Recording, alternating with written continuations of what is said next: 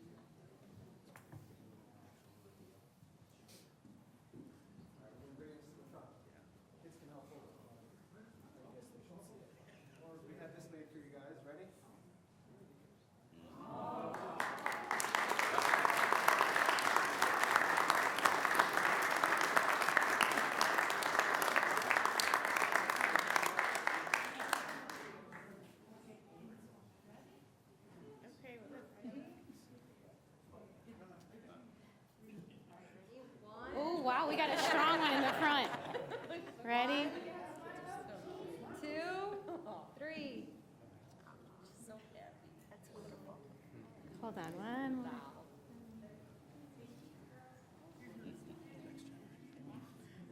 Thank you guys so much. You ready? 1, 2, over here, guys.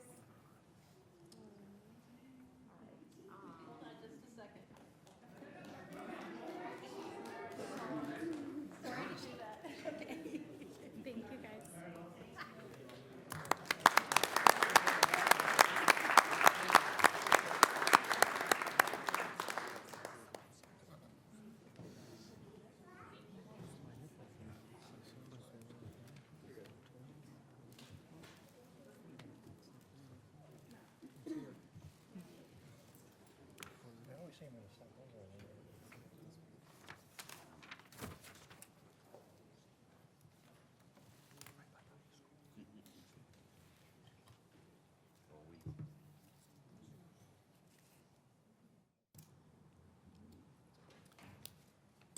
All right. With that, we'll move on to the second item for public participation is the public hearing on our 2026 fiscal year budget.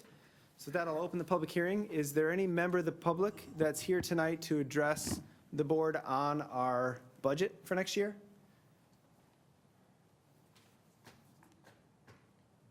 All right. Hearing none. I will close the public hearing on the budget and then move on to the ordinary public comment period. This is the 2-minute opportunity for any member of the public to address the board. We'll go with the sign-in sheet here. If you didn't sign in, that's fine. You can speak at the end. I would, as I did last time, ask you to limit your comments to 2 minutes. And if somebody said the exact same thing that you're saying, you can just reiterate that as well. But I do appreciate all of you coming and those who've signed up to speak. And we'll go ahead and start from the top. The first one we have tonight is Jen Hins.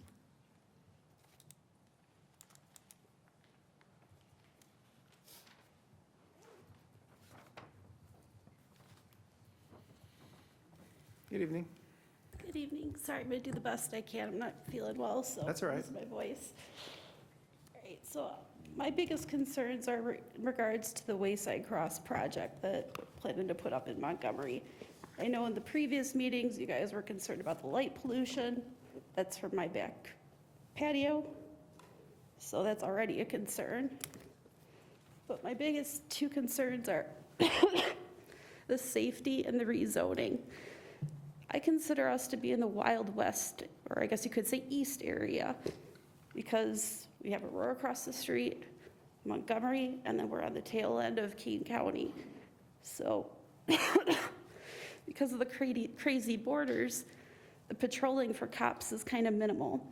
And it seems like the 18 to 20-year-olds are the biggest concern. So this youth center, it's supposed to provide resources for people up to 17. Well, what happens when they get older?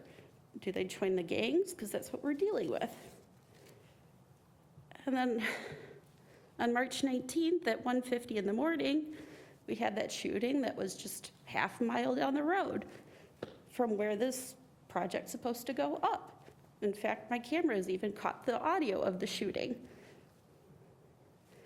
And the cops, when they went through Aurora, and then it went through Montgomery, and then ended up in Aurora. Again, right on the borders of everything. And it's just so dangerous, because even in the daylight, we have shootings, and a 9mm bullet can travel like a mile. So what's gonna happen if somebody gets shot? And then they said that they wanted to have a safe space, but then they also want areas for the kids to play outside, but yet they said that they had to call the cops in the past. So why are we putting people that are already in a dangerous area looking to improve things and putting them into another area where it's already fragile? Why can't this go to Aurora? Because Krug School, Krug School is mostly Aurora.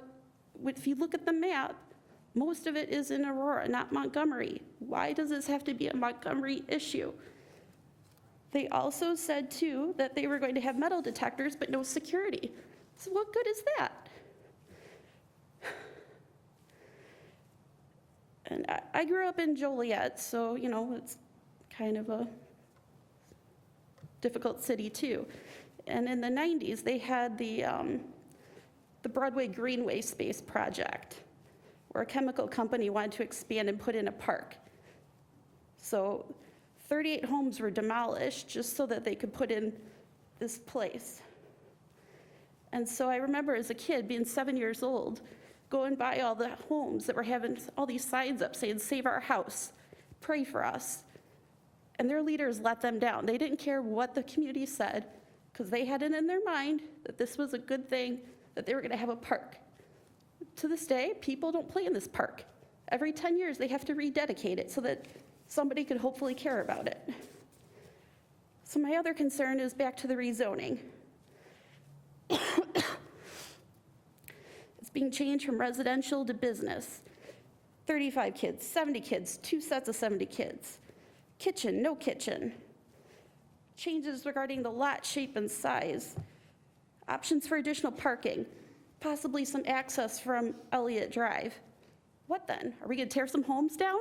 When will we have to start holding up signs saying to please pray for us, please save our homes?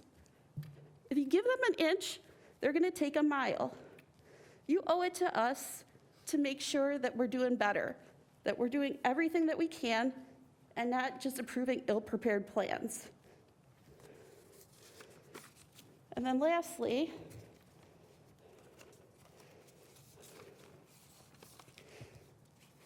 I got the ballot. I see 5 of you are up for re-election, and you're all running unopposed, so congratulations. Moving forward, if you're saying no to what our community wants and listening to us, it's time to replace you. So vote no, or you will go. Thank you. Thank you.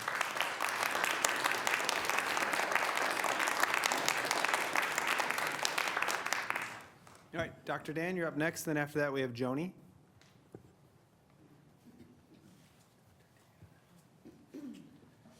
Thank you all very much for having me. So we have members of the police force here, and it wouldn't surprise me that if they've served in the military at some point. And when we have someone who makes claims of serving in the military, yet they haven't, we call that stolen valor. In my second profession as an educator, when we have a student who inserts ideas of no factual origin, we call it fabrication. When that same student does not give credit when there is credit to be due, we call that plagiarism. We've heard a lot of testimony from Wayside Cross about how there's gonna be a lot of good coming out of this project.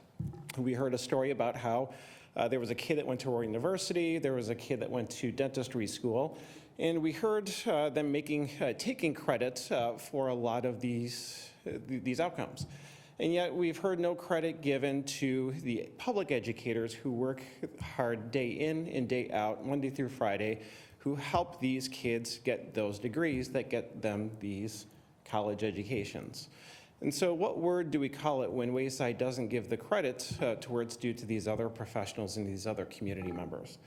Now, I haven't figured out what word best represents this, and what I instead did was think about, if they're gonna tout success stories, I wanna be able to look at the other side and the failures of Wayside. One of the members here, I can't remember which one it was, talked about Krug School, looked up data over the last several years and found out how Krug School specifically is having very low and poor outcomes. And need to remind all of you that Wayside has been here to their testimony, I think about a decade, if not a little bit less. If they've been here this long and we continue to see those poor outcomes, there's only one conclusion we can make, and that's they've had no major impact on this community to date. According to Data USA, only 1/3 of Montgomery citizens actually get a college degree. 1/3. So perhaps Wayside can maybe move the inch a little bit. Perhaps, maybe 1/3 of their kids will graduate with a college degree, perhaps. And this is a huge perhaps, given that they're helping their kids learn how to make mac and cheese and dribble a basketball, per their testimony. And so if that 1/3 of their population in Wayside does eventually go off to college, one of your hopes and desires was, well, maybe they'll come back to the communities and give back to the communities. Perhaps that might be true, but we need to remind ourselves that they're serving mostly an Aurora population. And so any success will likely go back to Aurora, not back to Montgomery. And again, this is a very small, thin majority. 2/3 Montgomery citizens don't have a college degree. And so you talked about what are the potential consequences, the unintended consequences in our last session. Without giving the adequate resources, the technology serving the very specific needs of these kids in these districts, the only thing we're doing here today, if we're to vote yes, is we're voting yes for generational poverty. We're really not getting a lot of these kids out of the situations that they're in.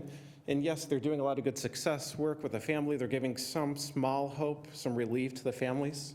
So I want to give them credit for that. But without the actual services, the technology, the resources these kids need, we're going to see the same problems over and over and over again. So I hope you consider finding a way to give Montgomery the identity that they need. We have no high school. We don't give a lot of services to these kids. And perhaps maybe that should be our focus for today moving forward. Thank you. Thank you.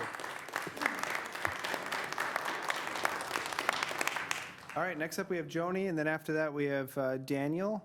And in regards to educators, so my wife's a teacher. She taught at Allen School in the East Aurora District.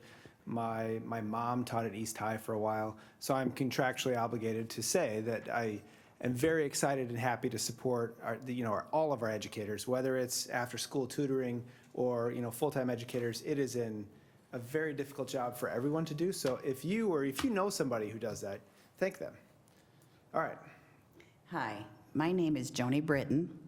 I'm a member of St. Olaf Church.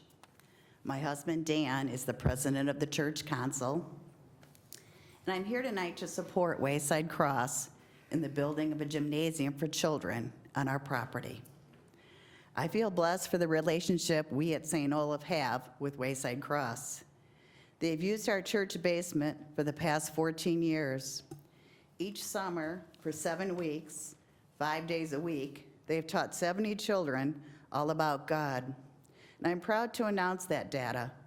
And because of the tremendous success with this summer program, they have more children who want and need to attend.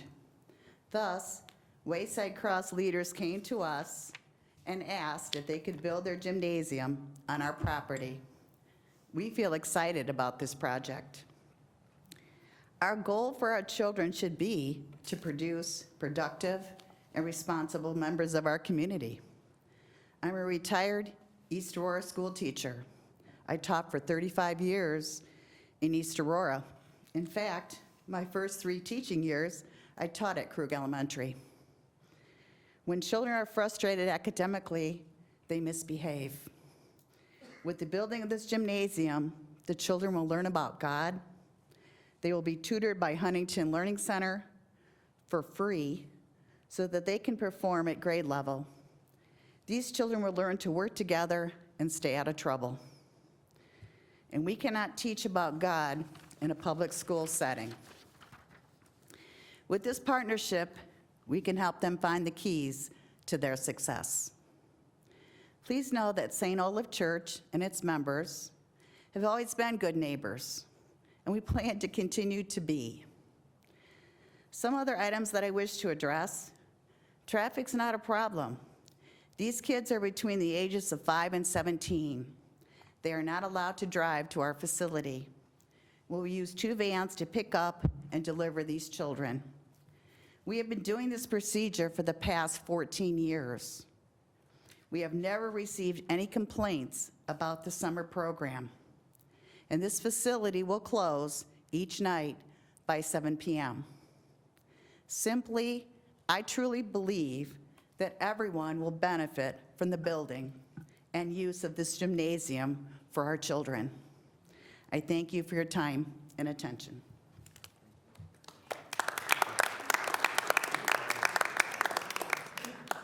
Thank you.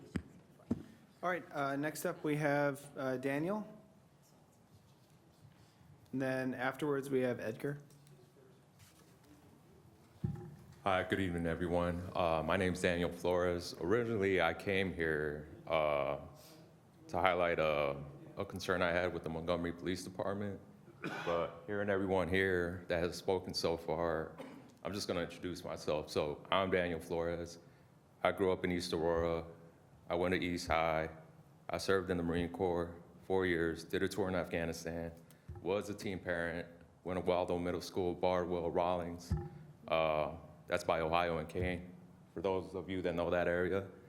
So, you know, I am a product of Aurora, so, and I live in Montgomery, so just want to highlight that. But I didn't come here to talk about wayside crossings. Again, just a concern I had with the Montgomery Police Department, specifically due to a conflict of interest in the organizational structure. That being, the patrol commander is married to a patrol sergeant. So recently, I had a complaint, and I had some concerns of the complaint once they were investigating. We had a meeting, and ironically, I found out they were married just because Commander Palco decided to visit my LinkedIn page. And as you know, if you have a LinkedIn, it'll let you know that somebody looked at it. However, I didn't know it was Commander Palco. I knew it said Lesnie. So what do? I'm like, that's kind of ironic that somebody will look at my profile while I'm having a meeting with them. But anyway, long story short, my concern is, well, one, a patrol commander is in charge of a patrol sergeant. I don't know about you guys, but to me, that's a clear conflict of interest. And part of the complaint was that some of the reports that the patrol sergeant, or I wouldn't even say they're reports, I guess they're incident documents that they made, because they never made a report, were reviewed by her husband. And she reviewed my wife's complaint about the officers under his command. And then on that note, I made a second complaint to Chief Smith here. And he said that he was going to turn it over to the legal counsel. Now, at that time, the legal counsel, I guess, was being vetted by you guys. I do have the dates, but I believe it's around January, right? So I do know you have a fairly new legal counsel. But then my wife's complaint got investigated. She got a report with, then nothing happened, essentially. However, my complaint was never investigated, and her complaint continued to be investigated by Commander Palco.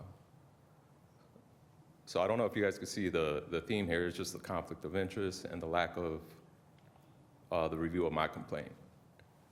I did send a follow-up to Chief Smith, never heard back. I tried to give him the benefit of the doubt about 2 to 3 weeks, and here I am. So I'm glad Chief Smith is here. I don't expect him to answer, I only have 2 minutes, but that's all I wanted to express to you guys as my concern. The main thing is the conflict of interest. One, as being a resident of Montgomery, if any complaints get reviewed by them, there could be a conflict of interest there. But not only that, but also for the police officers. I mean, imagine if, you know, your boss is married to the boss above them. It's just a conflict of interest when it comes to performance reviews. And could kill morale. I don't know. I can't speak to the culture there because I don't know. That's my only interaction with Commander Palco. And that's all I have to say. So, thank you. Awesome. Thank you. All right. Appreciate it.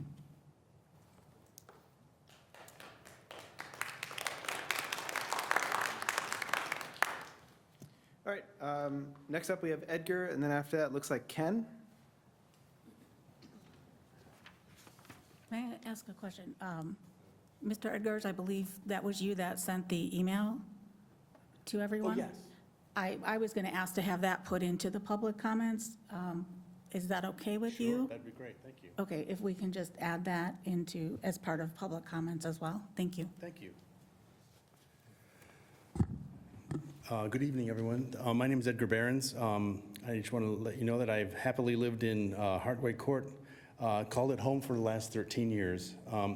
We chose our house not for its mid-century charm, but also for the expansive green fields behind it. This open space is where neighbors walk their dogs, children bike to Krug School, teams gather for games, and churchgoers from New Life Community Church enjoy Sunday picnics. It has been a defining feature of our neighborhood, offering a shared sense of community for decades. St. Olaf Lutheran Church has stood as a constant since 1968, with its Tyrolean architecture and well-maintained fields, while we respect the work that Wayside Cross Ministries has done in the church basement for over 14 years. through their Urban Youth Ministries program. The proposal to build a massive 13,000 square foot facility adjacent to the church is incompatible with the character of this neighborhood. It has been made clear to the village trustees, the Planning and Zoning Commission, and the folks at St. Olaf's Church in all the community meetings we have attended over the past few weeks that the vast majority of the neighbors surrounding St. Olaf's and their open fields are not in agreement with the proposed use of the site for building a large facility that will certainly not fit nicely into our neighborhood. This isn't simply about inconvenience. It's about the irreversible destruction of a beloved green space and a close-knit neighborhood. The added traffic, glaring lights, parking lots, and increased congestion will fundamentally alter the peaceful residential atmosphere that drew so many of us here. St. Olaf's decision to sell off its land piecemeal rather than maintaining its long-standing commitment to the neighborhood is deeply disappointing. If the church is struggling financially, perhaps it should focus on revitalizing its congregation rather than selling off its land in pieces, sacrificing not only the cherished green space, but just as importantly, the community's trust.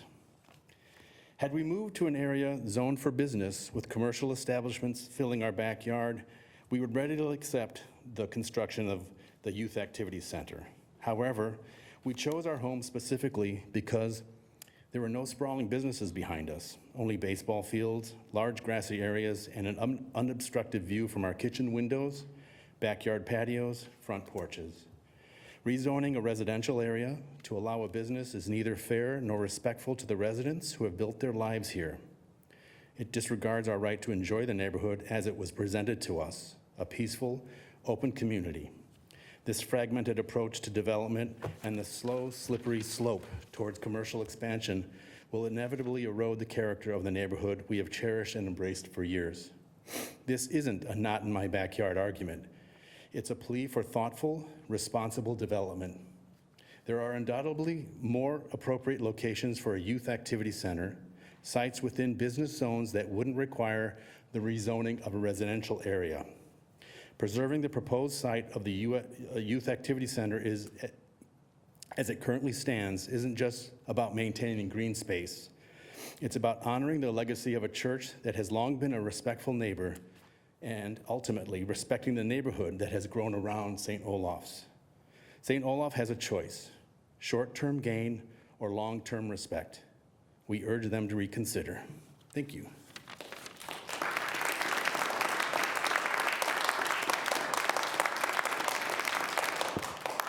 All right, next up we have Ken and then Jim after that.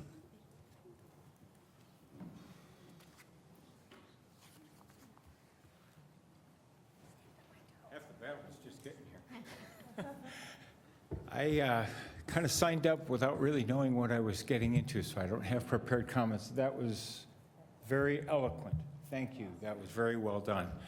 I guess I live in the neighborhood across from St. Olaf. Wellington and Harmony kind of come together in our neighborhood, and I've lived there for 17 years and very happy with our neighborhood. We've only had a couple of seasons where we've had some incidents within the neighborhood, and the police have been good to respond once we alerted them of to what was going on, so I have no, I don't have an axe to grind.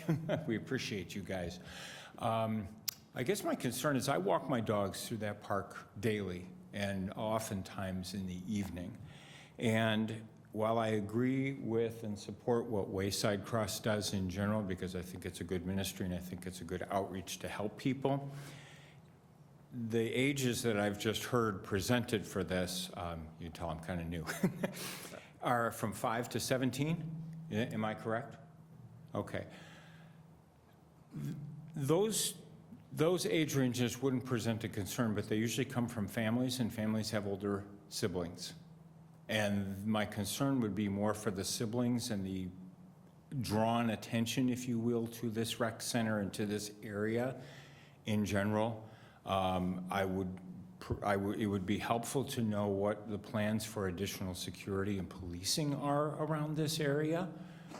If this was to go, I would say that I'm generally against it, but if it can be presented that, hey, we're going to be secure with this, we're going to control the traffic, we're going to, bring additional police resources involved, The other question would be, has there been a study done to see the economic impact of something like this as far as the property values of the neighborhoods surrounding this area? Because it would be a shame if there are so many people that are in the neighborhoods that surround this, not just where I am, but a little further down the street or across the way, that all of a sudden we have a tremendous negative impact on our property value when we go to resale. We've tried to maintain our property and keep up with the village guidelines and make our area nice. And it would be a shame that that would be greatly diminished because of something like this. I guess my offering would be, okay, can we discuss these things, number one? Number two, is there an alternative location that would be beneficial that might not impact the surrounding community as much? The other aspect is I do walk my dogs at night, and while there's a few coyotes, typically I don't have to worry too much about people or predatory type people. Unfortunately, in the culture we live, that seems to be on the rise in general, so I'm not saying this would be the only concern, but this would sure greatly increase the opportunity for that type of situation. Thank you.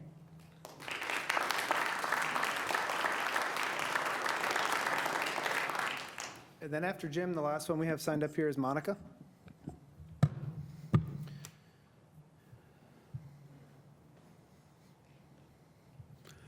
My name is Jim Pilmer. I'm a retired public administrator serving our communities for the last 2.5 decades. My area of work as a public administrator was in Parks and Recreation. For the last 15 months, I've stayed out of the public spotlight purposefully, but when I read the issue about urban youth ministries and their desire to expand, I had to come out and speak publicly in support of them. Some years ago, for revenue reasons, at our agency, I wanted to expand early childhood learning. And in doing so, to not have mission creep, I checked with our school districts.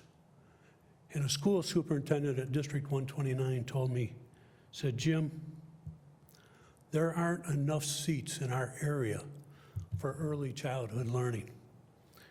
And folks, let me say the same is true in recreational services for our youth. There are not enough spaces in our communities to serve the youth. The Fox Valley Park District will serve between 8,000 and 10,000 youth in any 1 month, year-round. Communities and schools will serve another 2,000 inside our schools for after-school programs. Aurora Township Youth will serve between 300 and 400 youth. And the Urban Youth Ministries has consistently served 50 kids in their niche program to nourish children after school with food, to nourish children with their mind, and to nourish children with physical fitness. Urban Youth Ministries operates a neighborhood baseball league, and they have for 20 years. Traditional baseball leagues abandoned some parks, and the Urban Youth Ministry came in, and they've revitalized those parks. They stabilized the parks. Their programs are met for their families. Their programs are free, and they've always had my unwavering support for the youth and what they do.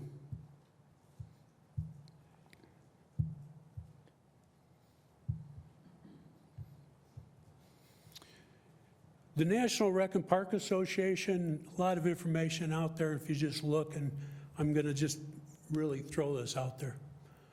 3 out of every 4 adults in the United States will support youth activities. And as far as economic values, it can be measured many, many ways, and they've done many, many studies. But living near a park or a recreational center or a bike path or school will raise your property values from 8 to 10%. Yes, National Rec and Park Association. as you can look for the economic vitality of Parks and Recreation. So with that, ladies and gentlemen, I'm here not as a public official, but I've encountered nothing but positive outcomes for youth in the area that are in the urban youth ministries. Well, thank you for your time.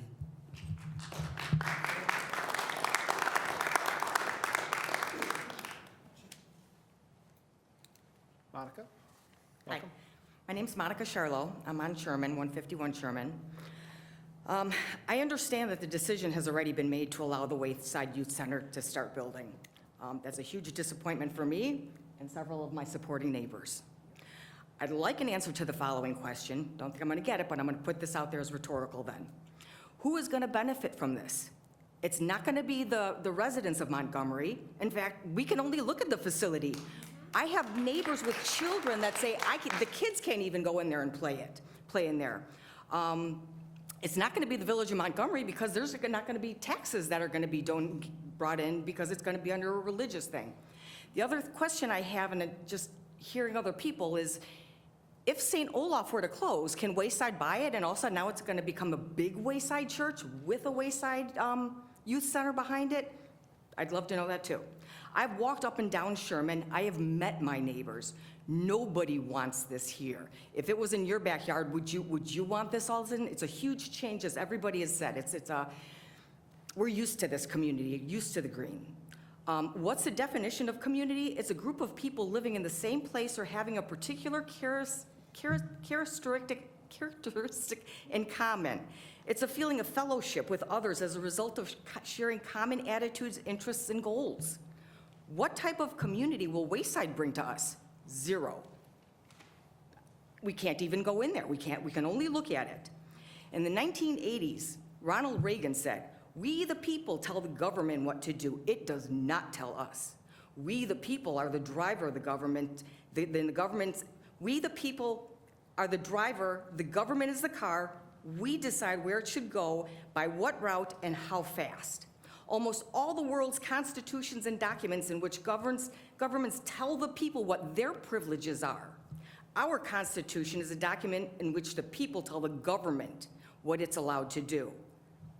This is certainly not the way it's been feeling lately. There's no conversation. I've been raised to talk to my leaders when you have an issue. They're supposed to have your back. They're supposed to support you and let you know, give me a pros and cons, but I don't see any of that conversation, or I've missed it. So thank you for the time.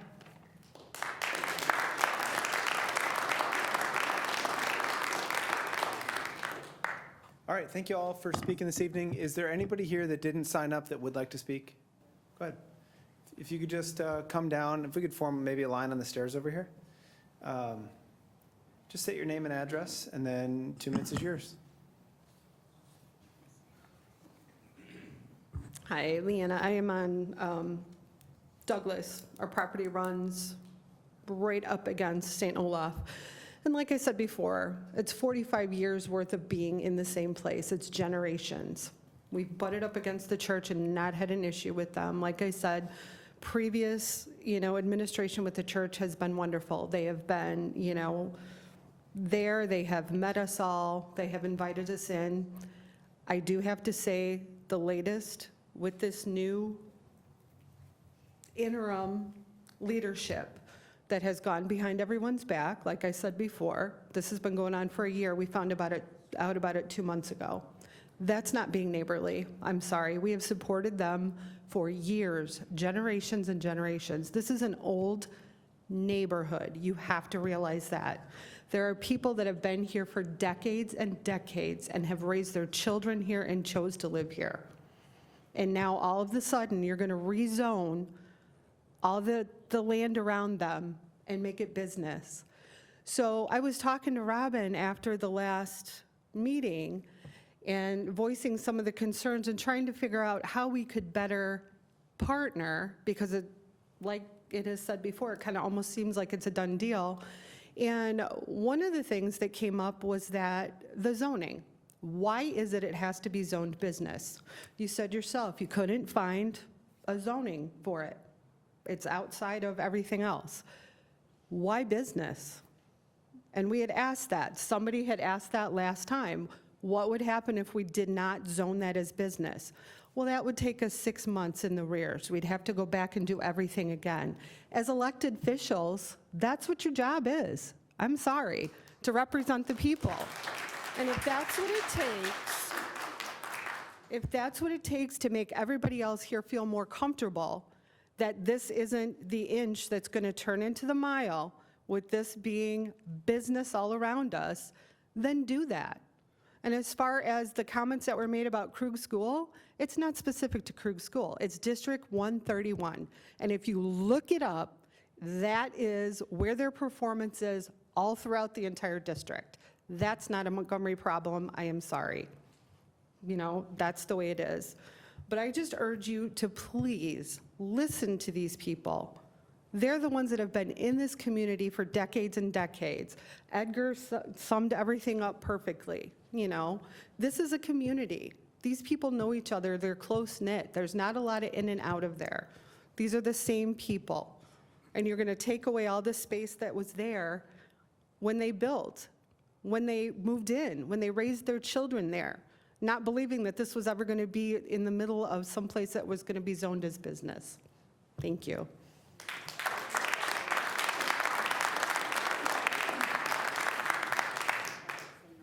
All right, anybody else? Go ahead.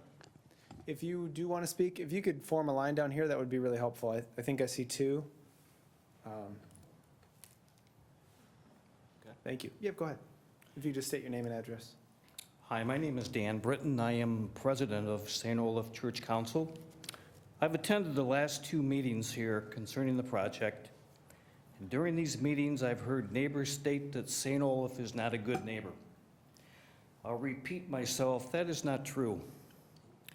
On Saturday, March 1st, we opened up our church to the neighborhood to discuss this project in advance before these meetings took place. Myself and Isaac from Wayside Cross. Okay. We walked up Sherman Avenue and Douglas Avenue and the, okay. Hey, excuse me, if you can, hi. If you can let him speak, he let you speak when everybody else had public comment. If you do have additional public comment, we're still in that portion. You can come up and speak afterwards, but please give him that respect. Thank you. Go ahead. We passed out about 100 flyers to the neighbors on Sherman Avenue, Douglas, and excuse me, the street just to the north. So it's the surrounding houses that are around the church. We didn't have to do that. We wanted to do that to talk to our neighbors, but nobody seems to quite understand that. The comments earlier about Wayside and St. Olaf, that we are not transparent, that is simply not true. I also mentioned earlier that we have not been out to solicit the sale of our property. Wayside Cross came to us a year ago. Tonight, I have a picture of St. Olaf that was done 30, 40 years ago. And on this picture, it shows connecting the church to a youth center that conceptually, I don't want to say 30, 40 years ago, the church would have liked to have done this. So this is like a dream come true for our church to see this project happen. Terry, you've been a lifelong member. That picture's been in the basement, what, 30, 40 years? Yes. I didn't just draw this picture to bring here tonight, okay? St. Olaf and Wayside understand the residents' concerns. This building will not be a disadvantage to the neighborhood. The lighting, all of the scenery, and everything around the building will be properly addressed to codes and standards. You will not have issues with lighting. I've heard some comments concerning the way the building looks. I've looked at some of the drawings of the proposed building, and I think it looks better than Krug School. Thank you.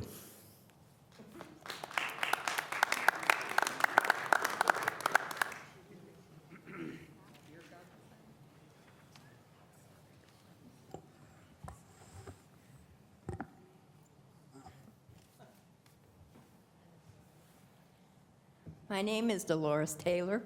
I live across the street from St. Olaf's, and I have no problem with the church itself, but with this, having these kids come in from another school, and the children that live in the Montgomery area have no rights to it, and what happens is that the jealousy, what happens when kids get jealous? They don't have the brains to know, what to do, so they break in. They want to play basketball just as much as the other guys do. And not only with our value of our taxes, and they're going to go up, and the property values are going to go down. The traffic on Sherman is like a racetrack now. Our officers, we don't have enough to cover the area. So they do the best job they can, and I'm proud of them. But we need to stop and think about this before we just open it up. And another thing, there's so many empty buildings in Aurora itself. Why do we just leave them and just let them deteriorate instead of using some? In Europe, I've lived in my house for 40 years, and I have fixed it up and fixed it up and fixed it up. I plan on living there till I die. I'm 87 years old, and I will someday croak.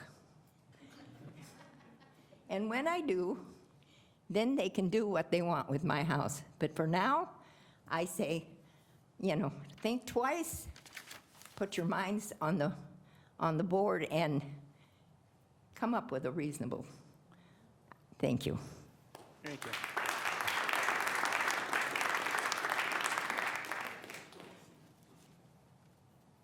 Thanks, Dolores.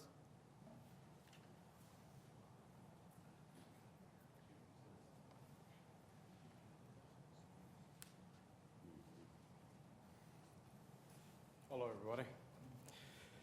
My name is Carlos Avila. I just moved to Montgomery maybe 10 months ago. I acquired the property in 251 Sherman across the church. Is that big empty ranch. When we found that place, it just blew my mind. It's beautiful. I have a business, two businesses actually. It's daycares. And that is my peace heaven, that place. When I saw it, the way it looks, I started cleaning it because it was hideous with a lot of coyotes and other animals. I see what you value in that neighborhood. It's beautiful, it's peaceful. But also I believe that education and taking care of our kids is the future of our community too. If we don't take care of our kids, we don't have a community. We don't have a future. So without God and kids, we're gonna be lost too. I do love the place. I do love the peaceful of the neighbors. I've met a few already, and it's very nice. After a long day with 300 kids, it's beautiful to go back over there in peace. By all means, if you ever, it's 13 acres that I got available. If you ever need it for anything, please let me know. Thank you.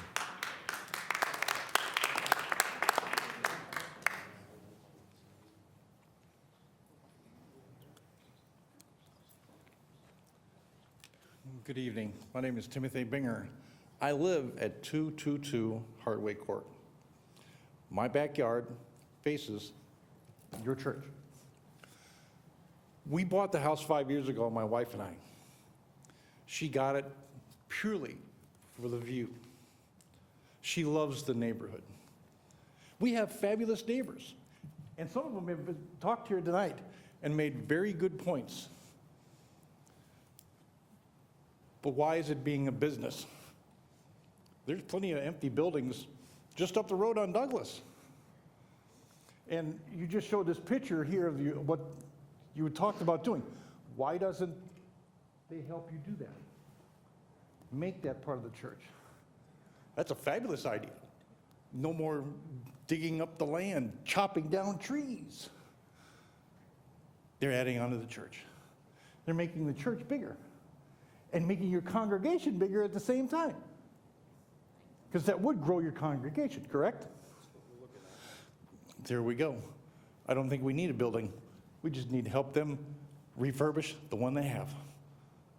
That's all I have to say.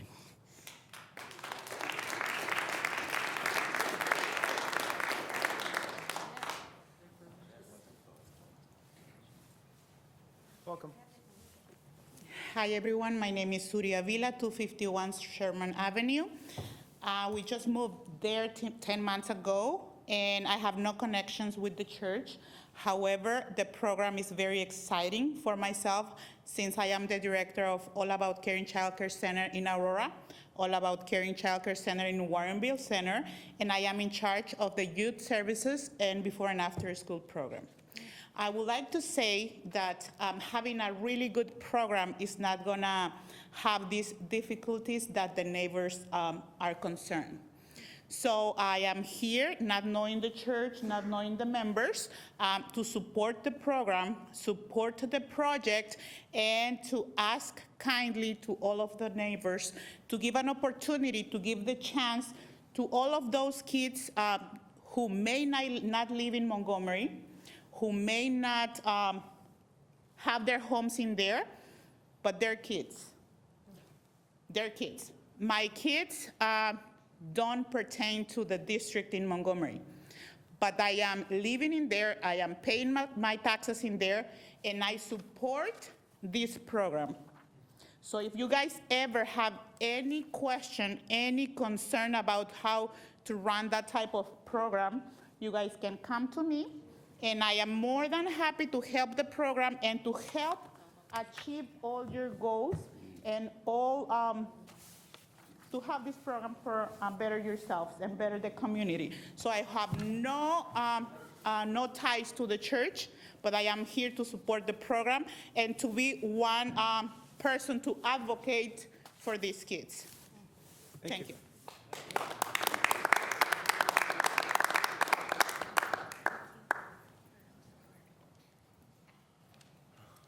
Welcome. Hi, my name is Sarah Merker. My house is directly across from where the street will be built for this project.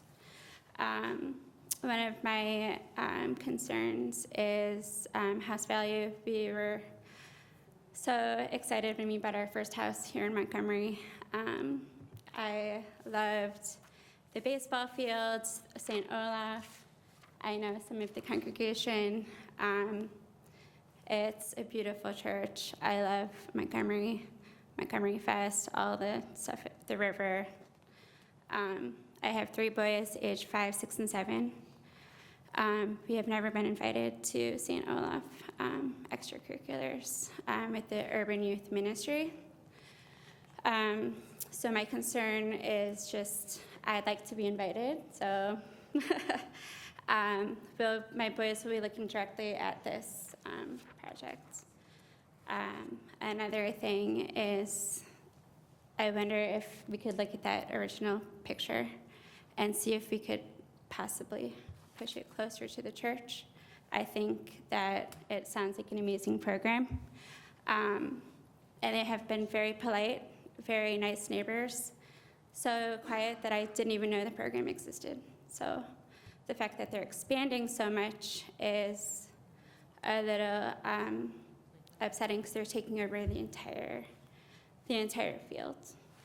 One of the things that I was really excited about was the landscaping. It looks beautiful. I love the trees, all the bushes. It looks really pretty. I'm concerned about the retaining ponds, how that's going to affect flooding into my yard, because it's right across the street. Am I talking? I can't tell how loud I'm talking. You're good. And so if this does get built, I hope that you guys will be, good neighbors, and, if we could be invited, that would be nice. I was wondering if I could see the original. So, I don't know if you guys look after the meeting today, but I think that's a beautiful vision. It's contained. It's not taking over the entire field. It looks beautiful. It's consistent with the style, which were the complaints. It's for our youth. Our youth need something. Our youth are the future. So we need to do something for the youth. That looks like a beautiful plan. And if it does get built, I hope you're invited. Thank you.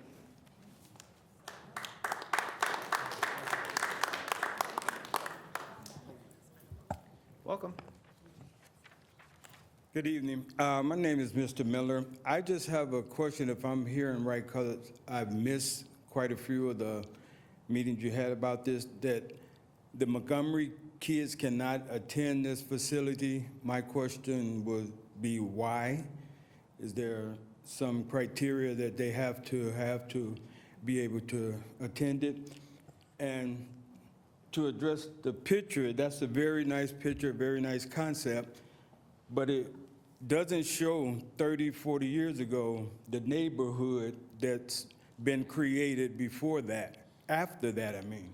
So I think it's a very nice concept. It just doesn't show what's been done in the last 30, 40 years in Montgomery. Thank you. Thanks, sir.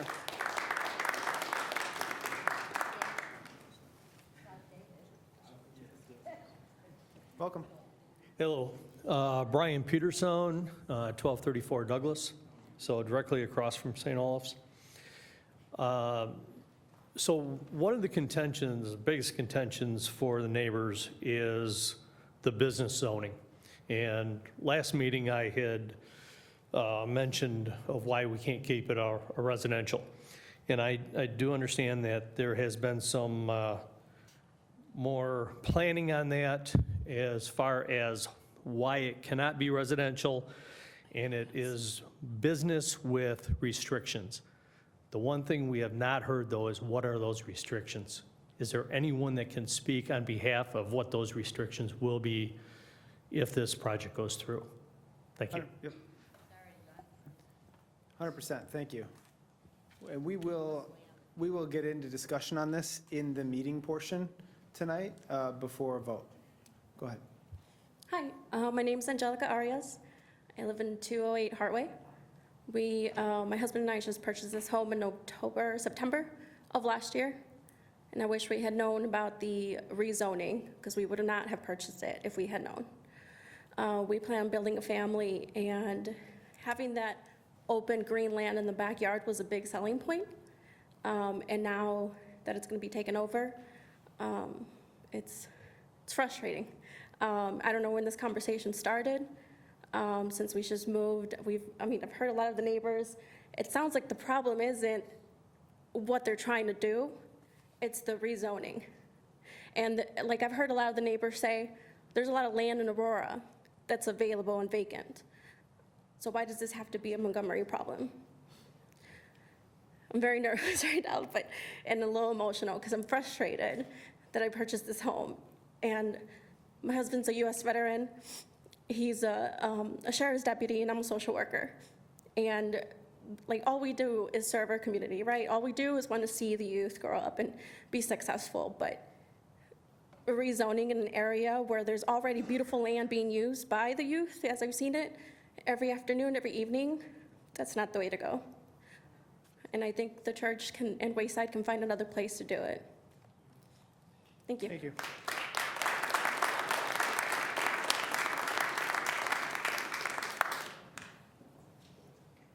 welcome. Good evening. My name's Manny. I'm just going to do it on the fly. I didn't write anything. Great speeches from some of my neighbors. I moved in the area here, I want to say 6 years ago. What's your address? 223 Sherman. So 5-6 years ago, and I have 2 little girls, 5 and 3. When I first moved into the neighborhood, I looked at the neighbors, right? Anytime you're going to buy a home, you ask how the area is. What do you have to say about the neighborhood? When I first put a bid on the house, I spoke to one of my neighbors, your grandma, having lived there since it was actually built, and they spoke highly of the neighborhood. Now it makes me very, very nervous of what's being built, right? With 2 little girls, we start off as a youth center, and yes, it's been 14 years of community building and helping out the youth as well, but what about us? What about the neighbors that live there, right? What about my kids? And there's a comment that was said, not in my backyard, or that they weren't going to use it, but I ask everyone here, if it was being built in your backyard, how would you feel about it? One of my neighbors said Hartway or something like that, 208 Hartway. She wouldn't have bought the house. So not that it's a big concern, but this being built makes my decision a little bit easier. I've been shopping. I've been looking at areas like Yorkville. I actually, most of my life lived in Oswego, so looking at that one as well. It's just, again, like the lady said, it's kind of frustrating that this is being built, and it was mentioned that they walked down Sherman, and you want to reach out to some of the neighbors and talk about the discussions about this building being built, but no one knocked on my door. I have a Ring camera, it goes off every time, whether it's Montgomery Police, whether it's the city, whether it's Waterworks, Public Works, whatever it is.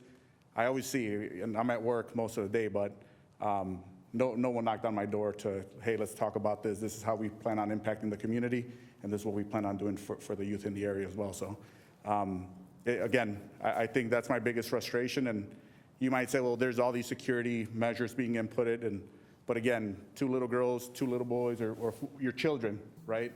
What's going to guarantee their safety? What's going to guarantee, and people said something about family and the family of the youth. Again, it just makes me uneasy, and this being built would make my decision. I'd have to move away. And then we talked about property value as well. Where am I going to lose on this? I've invested a lot of money in my property, trying to make it look nice, trying to make it better, a better home for my kids and a better home for me. But again, it's pretty frustrating. Thank you.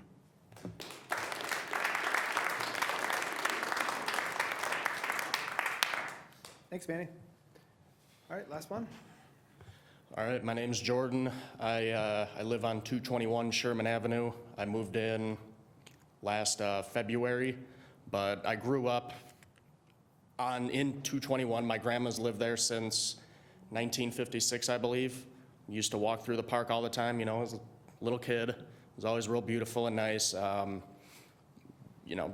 Community we don't want that to change. They said that the Wayside Ministries, they've been doing this thing for, I think, 14 years, they said, 35 kids, during the school year, and then 70 during the summer, whatever it is. If they've been doing it for 14 years in the basement of the church, they can continue doing that or make the little expansion that they've got. This man said that they were bringing by flyers to everyone on Sherman, didn't receive one. My neighbor said he didn't receive one. I've also heard that it's not going to cause additional traffic. If it's not going to cause additional traffic, there would be no need for a 43-car parking lot to also be added into the building. So, I think that's pretty much all I got, but thank you guys for hearing me. Thanks, Jordan.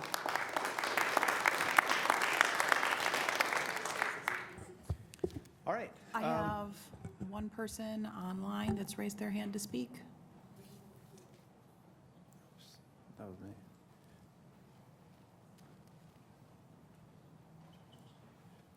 All right, so I see Josh online. Josh, if you can state your name and address for the record, then you have 2 minutes.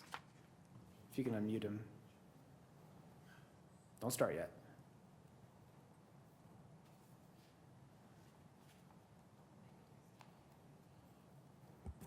All right, Josh, go ahead. Hi, Josh is my husband. My name is Hannah Eisminger. I live at 1203 Elliott Avenue, which is essentially directly behind the lot that St. Olaf is talking about with Waycross, or Wayside. I was born and raised in St. Olaf. I was baptized there. I was confirmed there. I didn't get to see the picture because the cameras don't show the speakers. But I actually know exactly what picture Dan Britton brought in because I spent years playing in that basement. I'm a social worker. I have no problem with what they want to do for the community. I actually very heavily support that. But I don't think that Dan should have brought that picture in because it's not what they're building. 13,000 square feet is an industrial-sized building. And it's going to be in my backyard, which I do have a problem with. I would much prefer the building is going to be smaller. I know it won't be because, quite frankly, you guys are going to do what you guys are going to do, and I understand I can't stop that. At this particular point, my only request is that there needs to be some kind of partition. That a business zoning should not butt up against residential like that without a partition, and I believe at the last meeting I heard that they were planning on not having that, which is inappropriate. They did say they're going to have kids playing outside. I believe there's going to be a soccer field of some kind. I have a dog. He's a 95-pound dog, and if he gets a hold of that soccer ball, I promise you he's going to eat it. He's not a particularly smart dog. But also, if those kids run in my yard and get hurt, I'm liable. And I don't appreciate that at all. So at this point, like I said, I don't necessarily agree with building a massive structure in my backyard, but I would request respectfully that a partition be put up to protect all of the neighbors from any liability in case the kids do run into our yards. That's it. Thank you. Thanks, Hannah. All right, and then I did receive one, thank you. sorry. Go ahead. I did receive one email comment before the meeting this afternoon. Let me just get that pulled up. From Judy Thelander. She says, I oppose the building of Wayside Cross Youth Center. This is and has been a good residential area for years, and building this activity center is just opening up the area for trouble that needn't be. Let's keep what little good neighborhoods we have left in Montgomery. It will bring values down and create problems that are not needed. Let's bring Montgomery up instead of down. Thank you, Judy. Thank you. Did Judy leave her address on that? She did not, I believe. All right, I have the sign-in sheet here. Okay, well, I appreciate it. You know what? It's not really a back and forth. We're going to deliberate on this in a little bit. If it's a question for the petitioner, maybe you can ask that during the meeting. But I just did want to say one thing. So there's been no vote taken on this yet. This is up for a vote tonight, should the board feel comfortable making that decision. And I don't know how they're going to feel tonight. But the one point I did want to make before we move on is that your comments tonight are very helpful. I mean, this is part of the process, right? We have public comment at the beginning of every one of our meetings. We had a public hearing. We, as a village, as a human, want to be heard. We want to hear what your concerns are. We are taking those into consideration when we look at all of this stuff, specifically in my head as it relates to the rezoning of the property. Because I think there's some things that we need to make sure that we're protecting the village for on this. So we'll get into deliberation on that. I just wanted you to hear that from us, that the board is very interested, as residents of our community in hearing your concerns. Many of them, I believe more than a few, went to St. Olaf that day and visited with many of you. So we do value your opinion and your insights. Okay, we'll move into the consent agenda, and then we'll go from there.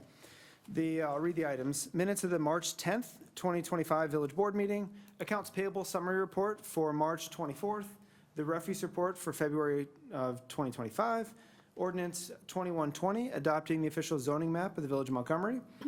E is 2024 Community Development Department Annual Report.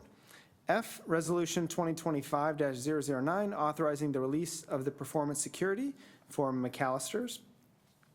And G, the appointment of Martha Larson to the HPC. So moved. Moved and second by Bauman. Go ahead and call the roll. Trustee Brzoska. Yes. Trustee Guyer. Yes. Trustee Spurling. Yes. Trustee Bauman. Trustee Marisak. Yes. That carries 5-0. Thank you. All right, under items for separate action tonight, the first one is ordinance 2124, approving a First Amendment to the Economic Incentive Agreement by and between the Village of Montgomery, Illinois, and Orchard and Jericho LLC. This is Gas and Wash. This is first reading, no vote this evening. Director Epp, Manager Burke. There you go. Thank you, President Brawley. Heidner Properties constructed the gas and wash at the southwest corner of Orchard and Jericho as Phase 1 of their development. Phase 2 was going to be a approximately 11,000 square foot strip center.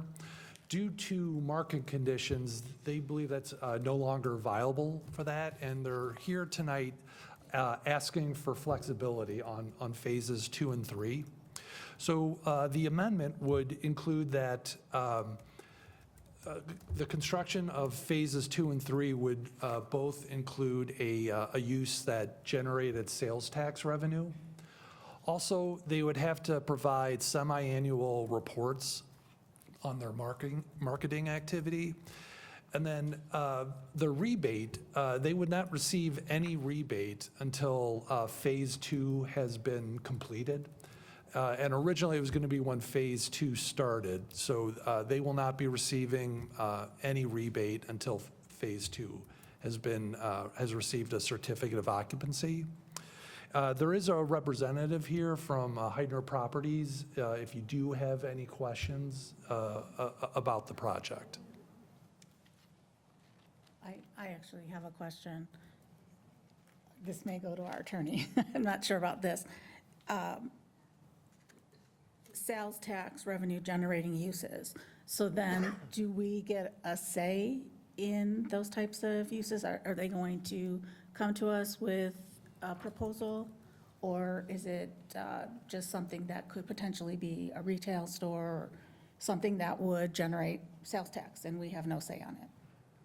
Well, in the amendment, there is a list of prohibited uses. But in terms of, as long as it's zoned properly, I mean, they can, it would be up to them as to what type of retail or commercial use it was. Okay. So it's all contingent upon how it's zoned. So the prohibited uses for the, how it's zoned would obviously not be allowed, and then anything that is permitted in this type of zoning is what they could do. With that, it's not going to come before us, then, is what I'm asking. Well, in addition, in the amendment, there are specific prohibited uses in there that they could not incorporate it into the project. But if it's allowable and it If it's fits allowable, zoning, the staff will be able then to they're approve going, it. they're going with it. Okay, that's what I wanted to know. Thank you. All right. Any other questions for staff or the petitioner? Okay, this is first reading, so we will not take action this evening. Is there any objection to putting it on consent? None. All right, thank you. Thanks, Patrick. Item B tonight is ordinance 2122, adopting the operating and capital improvements budget for fiscal year 2026. This is first reading. Director Maluski. Thank you, President Brawley. So state law requires that we pass a budget or adopt a budget before the beginning of the new fiscal year, which is set to begin on May 1st. So this is the first reading. We have had several presentations. We conclude those presentations tonight with our enterprise fund, which is the lion's share of this budget. This is revenues, or a recommended budget for 26 is revenues totaling $290,, and expenditures coming in at $100,070,730, which I believe registers as Montgomery's largest budget to date. So I'm happy to answer any questions, should you have any. The obvious one is The obvious one that someone's going to ask is the expenditures are $6 million more than revenues expected. You just want to touch on that? I can. So we have issued some debt certificates earlier this year, and that spend down is what we're looking to use for next year. We kind of fronted some of that funding in fiscal year '25, so it is an intentional spend down for those projects. Got it. And those projects were largely? Largely DuPage Water Commission, water main replacements, and anything tied to our Lake Michigan items that we'll, again, touch on a little later tonight, so hopefully everyone can stay. Awesome. Thanks, Jen. All right, any other comments for staff on the budget? I know we've talked about it every meeting for a while. We're not taking action on this tonight. If you have any questions between now and the next meeting, is the anticipation that we would vote at the next meeting to approve? Yes, the anticipation is that we will have that second reading and adoption then, so that we can kind of roll into our fiscal year ready and prepared. Is that in our first meeting in April, right? I'm sorry? It'll be at It'll be the first meeting in April, yes. So if something comes up, we have a second meeting? Yep, Thank you. please feel free to So reach it's out. April 14th, okay. All right, if you have any questions between now and then, please send them to Director Malewski as quick as you can. All right, the next item, thank you, by the way. The next item C is ordinance 2123, authorizing the municipal grocery occupation tax. This is the first reading. Go ahead. Sure, thank you. So as many of us are aware, the state of Illinois repealed our grocery sales tax that they passed through to local municipalities. They have given us the option to impose this tax, which is what's before you tonight. And in accordance with, information I was able to retrieve on the Department of Revenue's website, repealing the tax would cost the village about $1.5 million based on our 2023 numbers for groceries or food items. 46 other municipalities have already passed or enacted this tax as well. Because Montgomery is unique in that we straddle over those two counties, there is a 1.7% tax on groceries for Kane County, because that's that 1% that the state has repealed now, and that 0.75 of the Regional Transportation Authority tax, whereas in Kendo County, it is just that 1% tax that comes directly to the village. So I'm happy to answer any questions should you have any, but this is something that we did already anticipate and build into next year's budget as well, so. Yeah, so just wanted to highlight one thing. So the governor ran on a platform of repealing this tax, which was his prerogative to do. He could do that as the governor of the state. $0 out of that tax goes to state budgets. All of it comes to your local municipality. So if you're here and you live in Montgomery, all of the grocery tax dollars that you currently contribute towards at Walmart, that kind of thing, comes to the village of Montgomery to the tune of $1.5 million.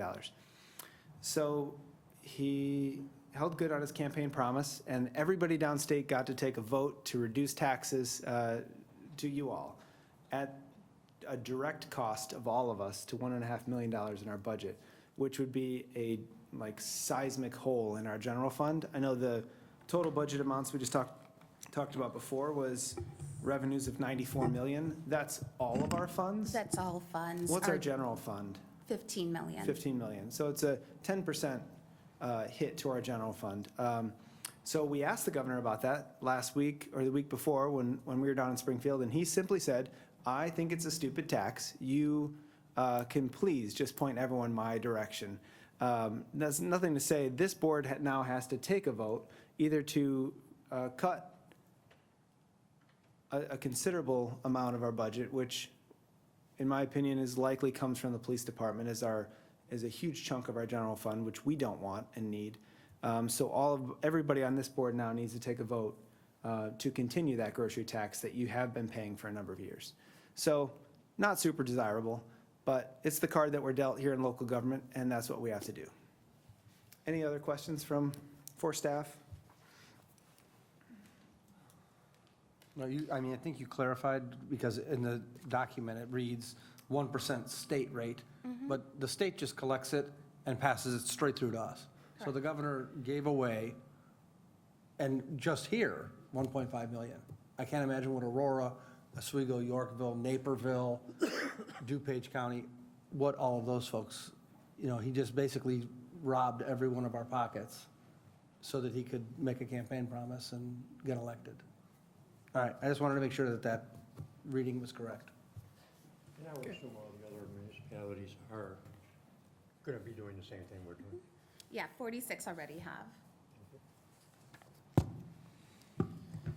All right, thank you. And this will be on for approval at a future meeting, at the April 14th meeting, I presume. April 14th as well. Okay. All right, moving on to item D tonight is Resolution 2025-010, accepting the planning technical assistance services from CMAP. Director Abt. Thank you. So you have the resolution before you that will authorize staff to execute a memorandum of understanding with CMAP for their services as part of our economic development efforts here at the village and enhancing the downtown. We applied for and were awarded a site planning grant for the 310 North River property as part of the CMAP's local technical assistance program. So we do have Stephen here with CMAP to give a brief presentation on what their program will be offering the village and kind of how we'll be moving forward with that once we sign off on the memorandum of understanding. So I'm going to get his presentation queued up and then I will hand it over to him. Welcome. Thanks for coming. Thanks for doing this.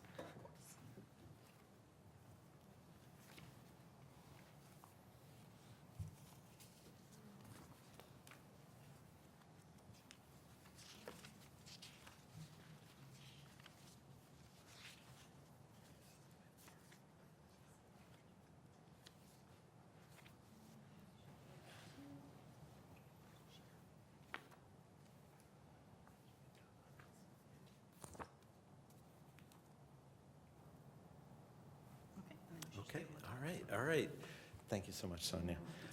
Hello, my name is Stephen Ostrander. I'm a senior planner at CMAP, the Chicago Metropolitan Agency for Planning, and we're very excited about this project that the village has come to us with. Let me go forward and hopefully I'll push the right button.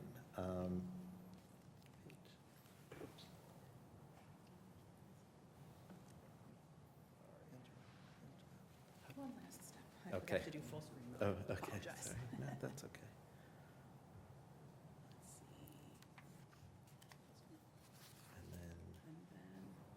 Okay, great. Thanks so much. For those of you who don't know, CMAP is the official regional planning agency for northeastern Illinois. We serve 7 counties and 284 municipalities, of which one, of course, is the village of Montgomery. In 2011, we started a technical assistance program, and we have done, throughout the 7-county region, over 300 projects. And there have been 2 efforts benefiting the village of Montgomery in the past. The Unified Development Ordinance that was adopted in March of 2021. One of my colleagues worked with you on that, Jake Seid, I believe. And then we also sponsored a ULI. ULI is the Urban Land Institute, and they have a program called the Development Dialogue Panels. And in December of 2023, they did a panel focusing on the site at 310 North River Street, which the community owns at this point. They brought in people with development expertise, and they came to some of these different conclusions, and that this site is very key to the future of Montgomery's downtown and making River Street kind of the heart of that downtown. That the village could support interim commercial uses on the site, that a 1-story single-purpose structure is probably the most feasible thing at this point in time in the current market.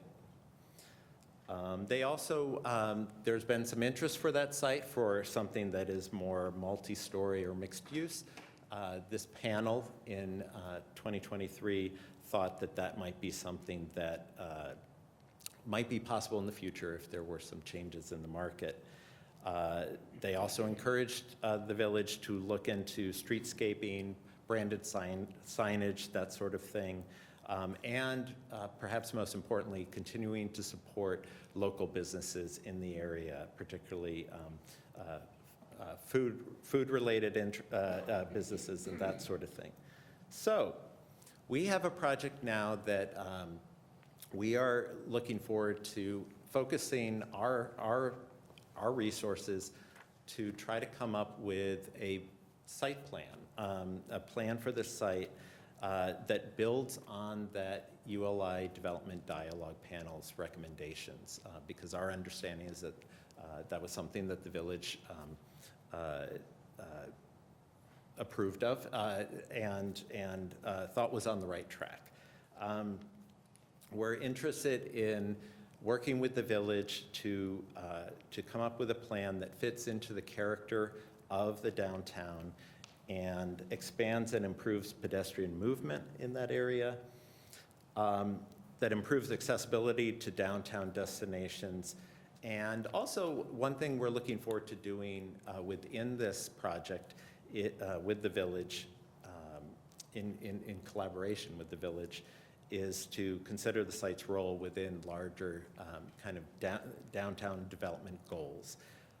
But most importantly, the village, we want to help the village attract appropriate development to this site and come up with a plan that the village is behind. And so what we are looking to do, once we have a memorandum of understanding in place, is to begin the project. These are some of the deliverables. We will look into kind of what strategy we want to have to work with the community, to get the word out, to engage the public. And we will be forming a steering committee. And this will be a steering committee. If you're curious, it's not going to have a lot of meetings. It'll have about 4 meetings through this one-year project. I'm sorry, I did not say this is a one-year, 12-month project. We will look at existing conditions in the area, and we will be doing a market analysis. And we're going to kind of bring back ULI to review our kind of findings in our market analysis. And then in fall and winter, we will be coming up with what we'll be calling a development alternatives report, also reviewed by ULI, which will kind of put forth what are the priorities and preferences we're hearing from the community and from this effort so far. And then we'll see what the reaction is to that.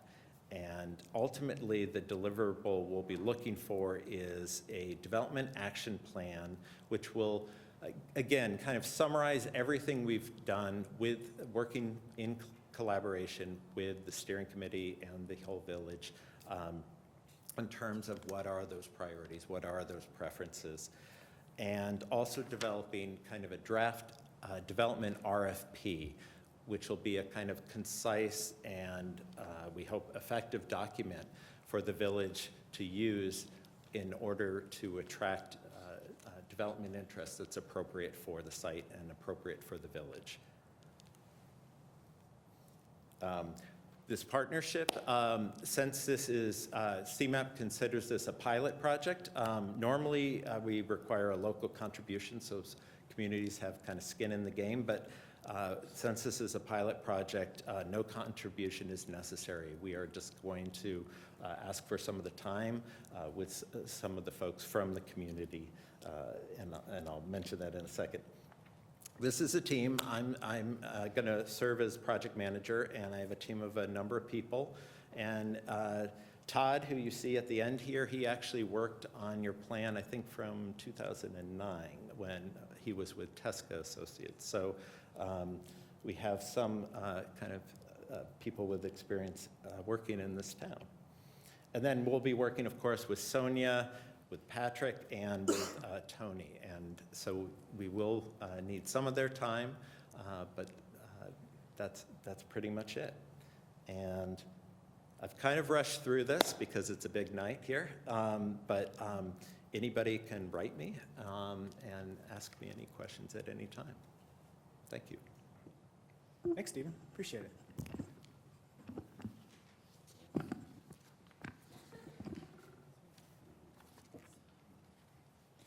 All right, any comments or questions? Anything for Stephen or for staff? Is there a motion on the resolution? So moved. Second. All right, go ahead. Trustee Marisak. Yes. Trustee Brzezka. Yes. Trustee Guyer. Yes. Trustee Spurling. Yes. Trustee Bauman. Yes. Carries 5-0. Thanks, sir. Appreciate it. All right, turning the page into item E for separate action tonight, we have ordinance 2125, vacating part of Elliott Avenue. This is a waiver of first reading, and then we'll discuss all of these at the same time. The next one is ordinance 2021, granting a special use and variances and approving a zoning map amendment and a preliminary plat of subdivision for Wayside Cross Ministries Youth Activity Center. This is second reading. And then the last item we'll discuss here together is ordinance 2126, approving a development agreement with Wayside Cross Ministries, waiver of first reading and passage on the second. Director Abt. Thank you, President Brawley. So the first ordinance is kind of the first action item that needs to take place, and so that's vacating part of Elliott Avenue. So currently, the property at 1233 Douglas does straddle a north-south right-of-way that it was for a future extension of Elliott through that right-of-way to connect to Sherman. The village is not planning to move forward with any extension of Elliott to Sherman Road, so we would need to vacate that land that would then become part of the St. Olaf property and become part of the subdivision. So an action on vacating the property needs to happen first, and then it will be included as part of the subdivision that is part of the next ordinance that you would be voting on. The vacation of the right-of-way is a condition of the approval for the subdivision as recommended by the Planning and Zoning Commission and as in the ordinance that is before you this evening for ordinance 2121. And there will still be a water main easement along that property? Yes, so the plat of subdivision does indicate a water easement, a water main easement that would extend then north-south and cover where the existing water main does exist. And so the building, so no structures would be able to be built over that. And what they are proposing is to the west of that easement area. Okay. Do you want me to dive straight into the Yeah, let's special talk about all use? of it. And then we'll do all of it, and then you can vote? Okay. So then we get into the ordinance that grants the special use variances, zoning map amendment, and preliminary plat of subdivision for the proposed youth activity center. As we said before, they are proposing to subdivide the property into two lots, one for, that would be the church, and the other remaining area would be for the future youth activity center. That area would be rezoned from R1 to B1, while the church would remain zoned R1. And then they also required a special use for the indoor recreation use for the facility, as well as several variances for the building and the subdivision. At the last meeting, the board did express some concerns about the B1 zoning and what the implications could be, and asked staff and the village attorney to review ways to limit the B1 uses on Lot 2. The board also requested things like taller evergreen trees being utilized to help with screening and to replace proposed evergreens with denser evergreens such as spruces and firs that would provide better screening in the future. And they also asked the petitioner to consider adding berming where possible along the north property line to help screen the use from the adjacent residences. The village attorney has incorporated additional conditions into the ordinance to address the B1 use issues and concerns, and has also drafted a development agreement to address landscaping and signage concerns in addition to limiting the allowable uses for Lot 2. The development agreement with covenants is also on the agenda for approval, so that would be the next thing that I will be discussing. But the new conditions that were added to the ordinance before you or revised from the last meeting include that no other permitted use allowed in the B1 neighborhood business district as set forth in the Unified Development Ordinance as amended from time to time shall be developed or occupied on Lot 2. And then also that programming shall end by 7 PM, Monday through Saturday, and that there will be no programming on Sundays. So you have the ordinance before you. The Planning and Zoning Commission did recommend approval of the rezoning, the subdivision, the special use, and the variations. The ordinance before you does include those updates, and some of those items are also addressed in the development agreement, which I will now move on to. So Can I- the third ordinance. Can I just ask a question? Yes. About that? So the additional screening that we had talked about and requested is in lieu of, better than a privacy fence. It looks better, it does the same, it accomplishes the same thing.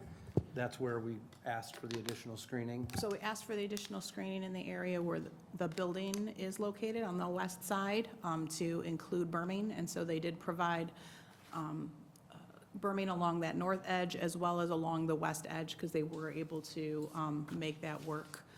So they provided berming along that west edge that would be along the park site, and then those few houses on the north side that are directly north of where the building is and where the kind of parking lot ends Okay. on that Nothing north along the side. greenfield space They're not that's going up to proposing any Douglas. berming along the greenfield area. They're directly north of the church. Okay, thank you. Welcome. Sorry. All right, then moving on to the third ordinance that's before you, which would be approving the development agreement between Wayside Cross Ministries and Montgomery in an effort to address the concerns about rezoning and potential permitted uses. They have agreed to enter into a development agreement with covenants for the property that explicitly state that no other permitted uses in the B1 district as set forth in our Unified Development Ordinance shall be developed or occupied on Lot 2. It also addresses signage and hours of operation. It only allows for one monument sign and will not allow wall signs on the north, west, or south elevations of the building. That would mean that a wall sign could only be on the east side, which is what faces towards Douglas Road. It restricts programming to be completed by 7 PM, as previously stated, Monday through Saturday, and that there will be no programming allowed on Sundays. The development agreement has a 10-year term and also includes the requirement that covenants be recorded with the plat of subdivision. These covenants will run with the land, so while the development agreement is only a 10-year period, the covenants run in perpetuity with the land unless they are so amended, and they do require the village to approve any sort of amendment to it. The covenants that would be recorded also restrict the uses. So it says that no other permitted use in the B1 district can be developed on that property other than what is being approved. So, that being said, those are the three ordinances before you. As I said before, they do have to be adopted in the order that they are in, so the vacating the right-of-way, then the zoning and subdivision, and then the development agreement.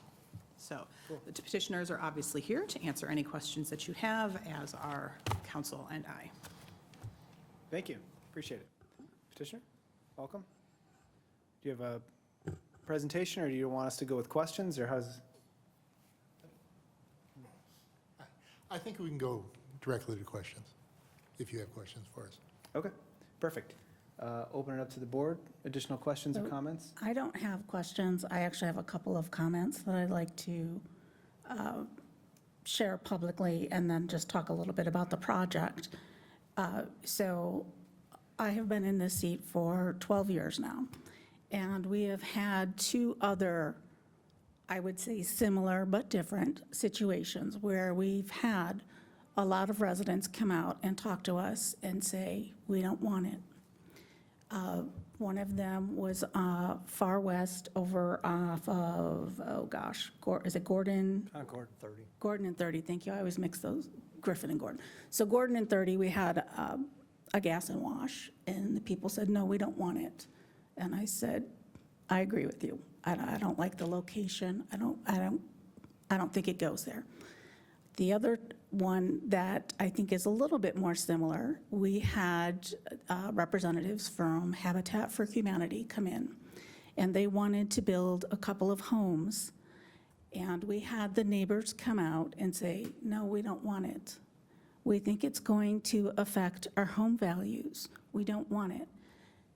And I voted no on that as well, because I didn't think it was fair to put homeowners into these houses, it's probably their dream home. Like that's always, for all of us, that's our biggest purchase, right? It's our dream home. To have them come into a neighborhood knowing the neighbors don't want them there, how could they ever really truly enjoy their home? So that brings me to this project. And I didn't even need to hear your comments tonight. Of course, I listened closely, but just from the last board meeting, the very last person who spoke, the last comment he made was, "We don't want it." And for that reason, I am going to vote no. I don't want to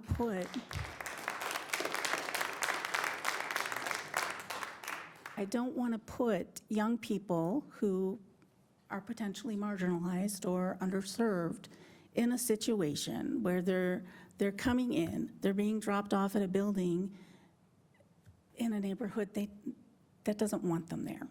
So I just don't want to put young people in that situation. I also want to honor the fact that the people who have purchased homes there, that's their dream home too. They like the character of the neighborhood. The other thing that I really want to mention, so many people have talked about that open green space. You need to consider this your notice. That's the church's property. And if they choose to sell it, they can sell it. So now, that this is a potential. So you need to pay close attention if this doesn't go through. I mean, I could very well be outvoted this evening, but if for some reason this project does not go through, realize that's the church's property and they have that option to do what they will with it to a point. So I'm not going to be supporting the project this evening. Thank you.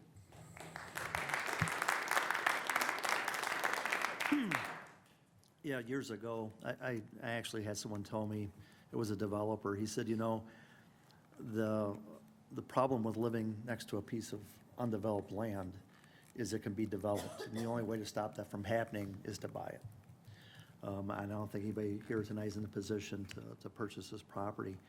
I do have a few questions. I kept my notes from the last meeting, and I know I'd asked Director App about the zoning, the R1 zoning, and I wanted to leave it at R1 zoning, and I challenged her with finding a way of leaving it with R1 zoning, and it seems like you found kind of the opposite of putting restrictions on a B1 zoning that mimics an R1 zoning. One of the things I did not ask you is zone R1 zoning now? And we all know, as we discussed another issue tonight, if somebody comes in and a property is zoned and they want to build on it in accordance with that zoning, we really can't do anything about it unless if they're asking for special use or special consideration. They submit the plans and they build. R1 zoning, I know it doesn't allow apartments or duplexes or townhomes, but what does R1 zoning allow as far as building? It's just single family? Yes, primarily it is just a single-family use, and any other uses are considered special uses in there, such as things like, I think daycare homes, churches, things like that, are schools are considered special uses in the R1 district. Is there a minimum lot size and minimum house size for R1 zoning? We don't do house size restrictions, but I believe the minimum lot within the R1 is 70 feet in width and 9,000 square foot for the lot size, if I remember correctly. So conceivably, if somebody came along and purchased this as an R1 property, if they wanted to, they could put 2-bedroom, 1-bath houses in there as long as they meet the minimum lot size? Yes, if somebody wanted to subdivide it. Yeah, if they want to subdivide it. Into single-family lots, they could do that. Okay. If they, and if they can meet the minimum lot size and setback requirements, we don't have, like I said, the code doesn't have restrictions on square footage for homes. Okay, so they could put an 800 or 900 square foot home on each lot if they so choose? Yes. Whatever size they want, a 1-bedroom, 1-bath home? Yes. And I guess what I'm getting at is I've gone back and forth on this project in my head, and I want to make sure that whatever happens is that we protect the residents. And we've been in this position before. And I do appreciate everybody coming out, and I do appreciate everybody looking at the hypotheticals. We've had many projects come before us, mostly commercial development where people have voiced their opinions. We've always been able to work with the developer or the builder or the business to mitigate those issues that the residents have. And quite honestly, in some of the developments that the residents, and sometimes they're not even our residents. We've had somewhere we've butted up against Township or the Save Aurora. We've had residents that aren't even in our community come and talk before us, and we do what we can do to mitigate their issues. And we've always done a really good job of that. And I'm not going to say what the project is, but I've got one in mind in particular that all the issues that the residents had, the hypotheticals that they felt may have happened, never happened. Not to say they couldn't have happened, but they just never happened. One of the things that we do as a village, and we do it really well, is it doesn't matter if it's retail or if it's residential, whoever it is, we make people comply with our ordinances.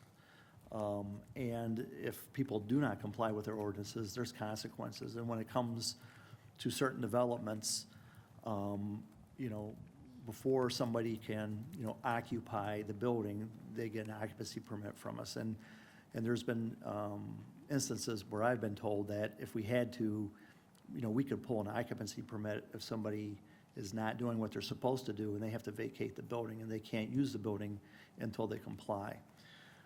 So, you know, the issues, some of the issues I have are some of the issues that you folks had, and it was with light pollution. They talked about that at the last meeting where it's going to be downward lighting. You know, you may be able to see the lights from your property, but I mean, I see lights from my property from different sources, including neighbors' homes. One of the other things that was talked about was the name on the building, and some of the residents I talked to outside of the meeting had the concerns that if it said Wayside Cross Ministries on the building, that when people saw that building, they would feel that that is a Wayside Cross Ministries building. Come on in, we can house you, we can feed you, we can take care of you.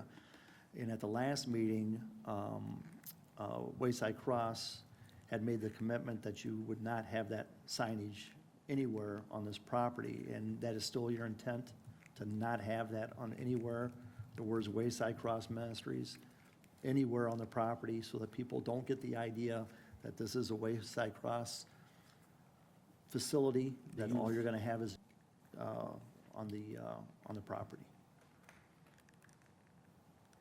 Well, before I answer the question, let me just tell you that we are very proud of our name. If you can notice that our middle name is Cross.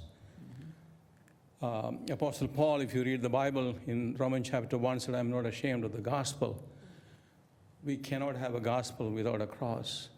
So we are not ashamed of the cross. However, I said, this won't be a deal breaker. If that's the only issue is going to stop us, so we can compromise. Compromise in the sense that we could shorten it to WCM Youth Center. Because this has been our name for 97 years.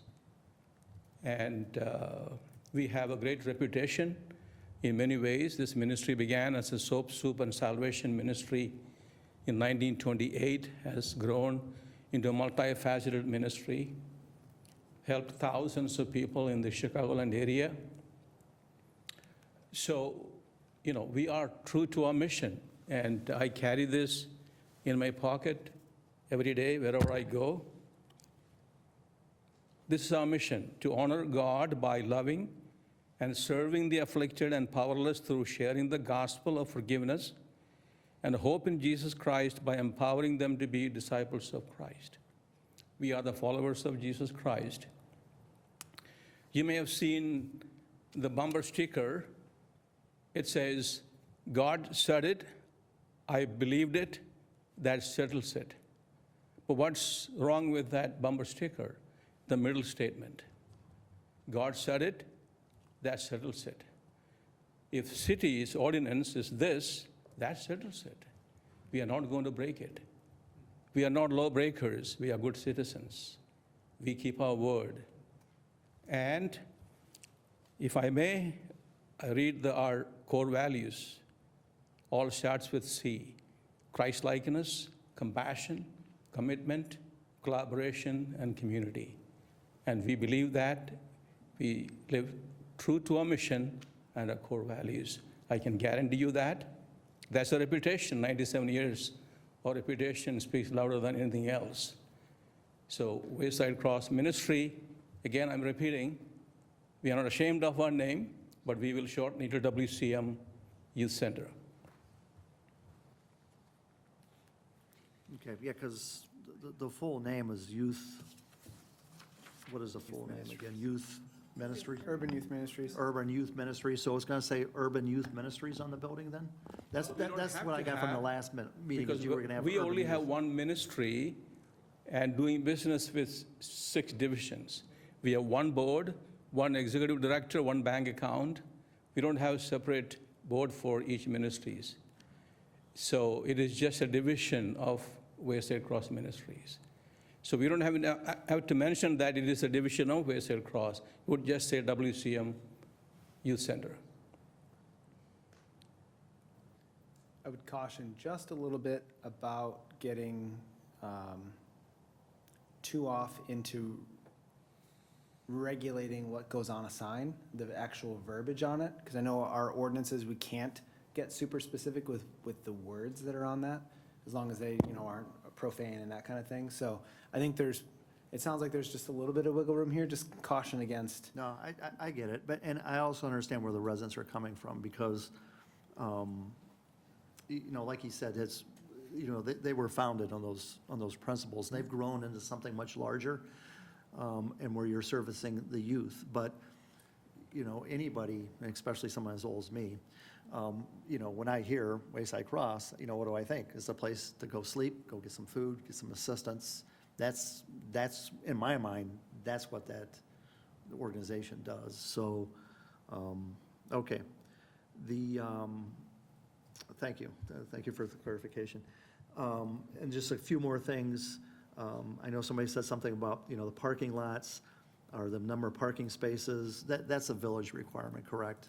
That's not, we tell people the minimum amount of parking spaces they have to have based on the building size.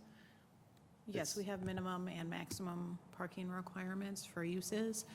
So what they were providing exceeded the minimum requirements, but did not exceed our maximum requirements. So they were within there. There is a limit to how much they could reduce it and go below. So, but they did reduce the amount of parking on the revised plan that they provided with the berming. So they did lose about 6 spaces, I believe. So they did reduce the parking. They don't believe they needed the 42 parking spaces that were being provided. But in trying to make an even parking lot, they came up with the number that they came up with. So they have scaled that back a little bit. And so now they are just above, I believe, what is the minimum required parking for that establishment. If they were to go below that and only provide I think they said maybe 12 parking spaces that they would need for employees, the buses, et cetera, that would not meet the minimum requirements and would have required a variance as well. So they were trying to meet what the code required and meet the intent of what the code required as best they could. Okay, perfect. Someone had said something also about the basins, the retention basins, and they're worried that that's going to cause flooding in the area, but that's actually going to be the opposite. I guess I'm talking to one of our engineers now, because that area now is, it's a low-lying area. When it rains heavily, it creates a ponding, and the water just has to pretty much soak into the ground. With these retention basins, they're actually going to be engineered to take what's coming off the parking lot, what's coming in that area, and then there's actually going to be storm sewer pipes that are going to discharge to the storm sewer in the area that ultimately will go down to the river. So it's not going to create flooding issues. It's going to mitigate issues as far as water in the area. Is that a correct statement? That is correct. Okay. Well said. Okay, thank you. And then, and this is another question for the developer here. Several people had said that this program does not allow kids from Montgomery into the program, only kids that you're busing in from Aurora. Can you speak to that? Because that was kind of interesting. That is not true. I'm not sure where anybody ever even heard that, and I'm sorry that ever got out. But any of the children in the neighborhood come. We have many children from Krug, which is just right there. We have children on Sherman. I have addresses for them. I feel bad for the people that have the younger children that haven't gotten into our program, but they are more than welcome. And just now that we have this building and now that we know our residents even better, they will be invited. And I don't know where that came from, but Montgomery children are definitely invited into our program. Okay, thank you. Dan, I'm going to interrupt you for just Sure, go one ahead. moment. So, Ms. Robin, and I had you walk through that at the last meeting. I asked you, how does somebody get involved? So if somebody, obviously, again, if I get outvoted, they can reach out to you, or they can watch the last meeting to see how neighborhood children could be involved in this. Absolutely. We did cover it at the last meeting. Thank you. Okay, no, that's it. That's pretty much, I think that's pretty much all the questions I have at this time. Thank you. Yeah, go ahead. Yeah. I don't have concerns with the programming. I don't have concerns what St. Olaf wants to do with their property as long as it fits within the zoning that allows it. I'm not in favor at all of approving anything that starts with a B in a neighborhood that's surrounded by houses. We can say there's covenants, there's caveats, there's limitations. There's no guarantee what's going to happen if the project doesn't go through. We still have this zoning in place. If any of the property should sell, what's going to happen in the future. So if this would fall into the use under St. Olaf's current zoning, if it can happen that way, I would fully support it. You're able to do, again, what you want to do on your property if it falls within that zoning. So just for that reason alone, I wouldn't support the program. I can't support the rezoning. No. And I hope, because I haven't heard that that's your concern. Your concern seems to be of the kids, the traffic, the type of kids. That's wrong. That's wrong. It's the zoning issue and keeping your neighborhood a neighborhood and making sure it's a neighborhood for the future. That's my concern. Okay. So clarification question for you is on the B zoning, is if your direction was for staff to create something in the R district that would work, does that meet that I would threshold? say if a church within that zoning wanted to put a gym that they're going to have youth activity in, as everything is now, could St. Olaf do that? If St. Olaf, as the church, was going to be the owner and operator of said gym that is covered under their church use, similar to their daycares and things like that, that don't require the additional special use. What triggered this is that it was going to be owned and operated by Wayside Cross in a separate building on the property, hence necessitating subdivision and looking at the use. It is not a church use. It is not a place of assembly. It is not meeting the definition of church, so we could not really work with what was within the R1 district for the use that was being presented to us. And that's where I have to follow my instinct as well, as a resident. What would my expectations be as a resident of Montgomery if I live next to this property? Again, yes, it's a green space, it can change. That's always a possibility. St. Olaf could sell to a developer and you're going to have homes in your backyard. You're going to have backyard neighbors that you're no longer able to walk your dog through that green space, and that's not going to be there. That's always a possibility. And I'm fine with that as well. It's going into that business zoning, any type of it. I don't want to go down that slippery slope. Okay. Yep. No. So Sonia, in reference to the B1 with the covenants, if this project, if we vote to rezone and this project doesn't move forward, is this tied to this project, the rezoning, or would it fall back to R1? Or would it remain B1? So Maybe that's the, a Frankie question. I think that's going to be more of a Brandy question, but typically, at least with special uses, if it does not get built, if it does not occupy, it expires. That does not necessarily apply to zoning. So once a property is zoned, then that zoning stands.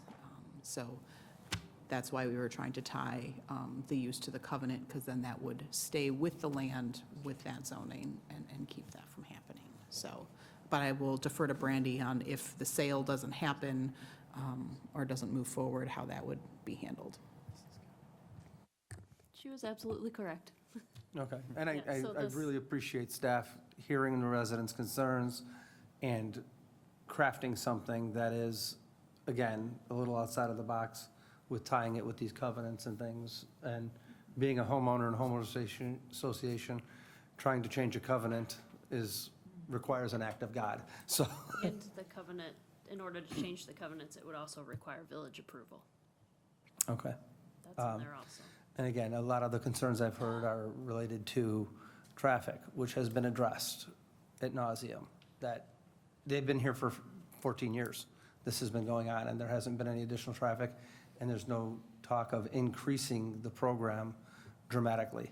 So I have little concerns related to the traffic. Some of the other concerns, Sherman being a speedway, traffic on Douglas Road, shootings in the area have nothing to do with this.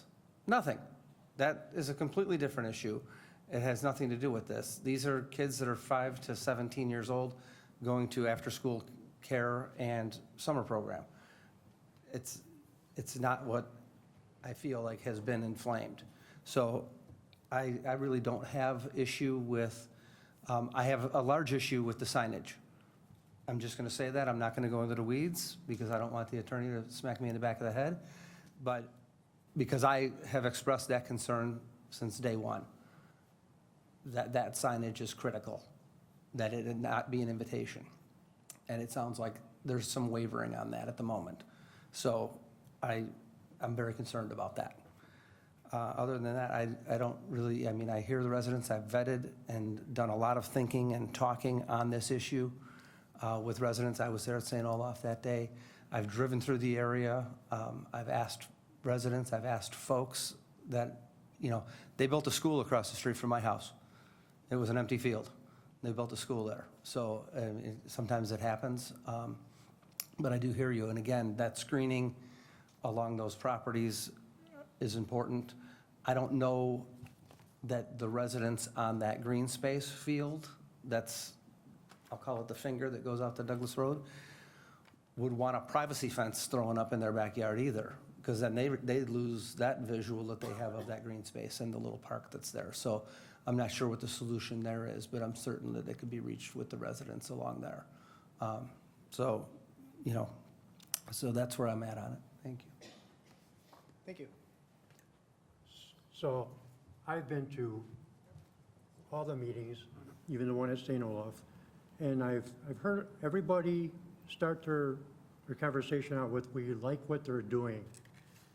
And that, I'd say probably 90% of the people that spoke earlier started off with, we like what they're doing. And it's my understanding they've been doing it for 14 years, and a lot of residents didn't know that. So with that, I just think that we should be more supportive of what St. Olaf is doing. I mean, yes, you might have to look at a new building.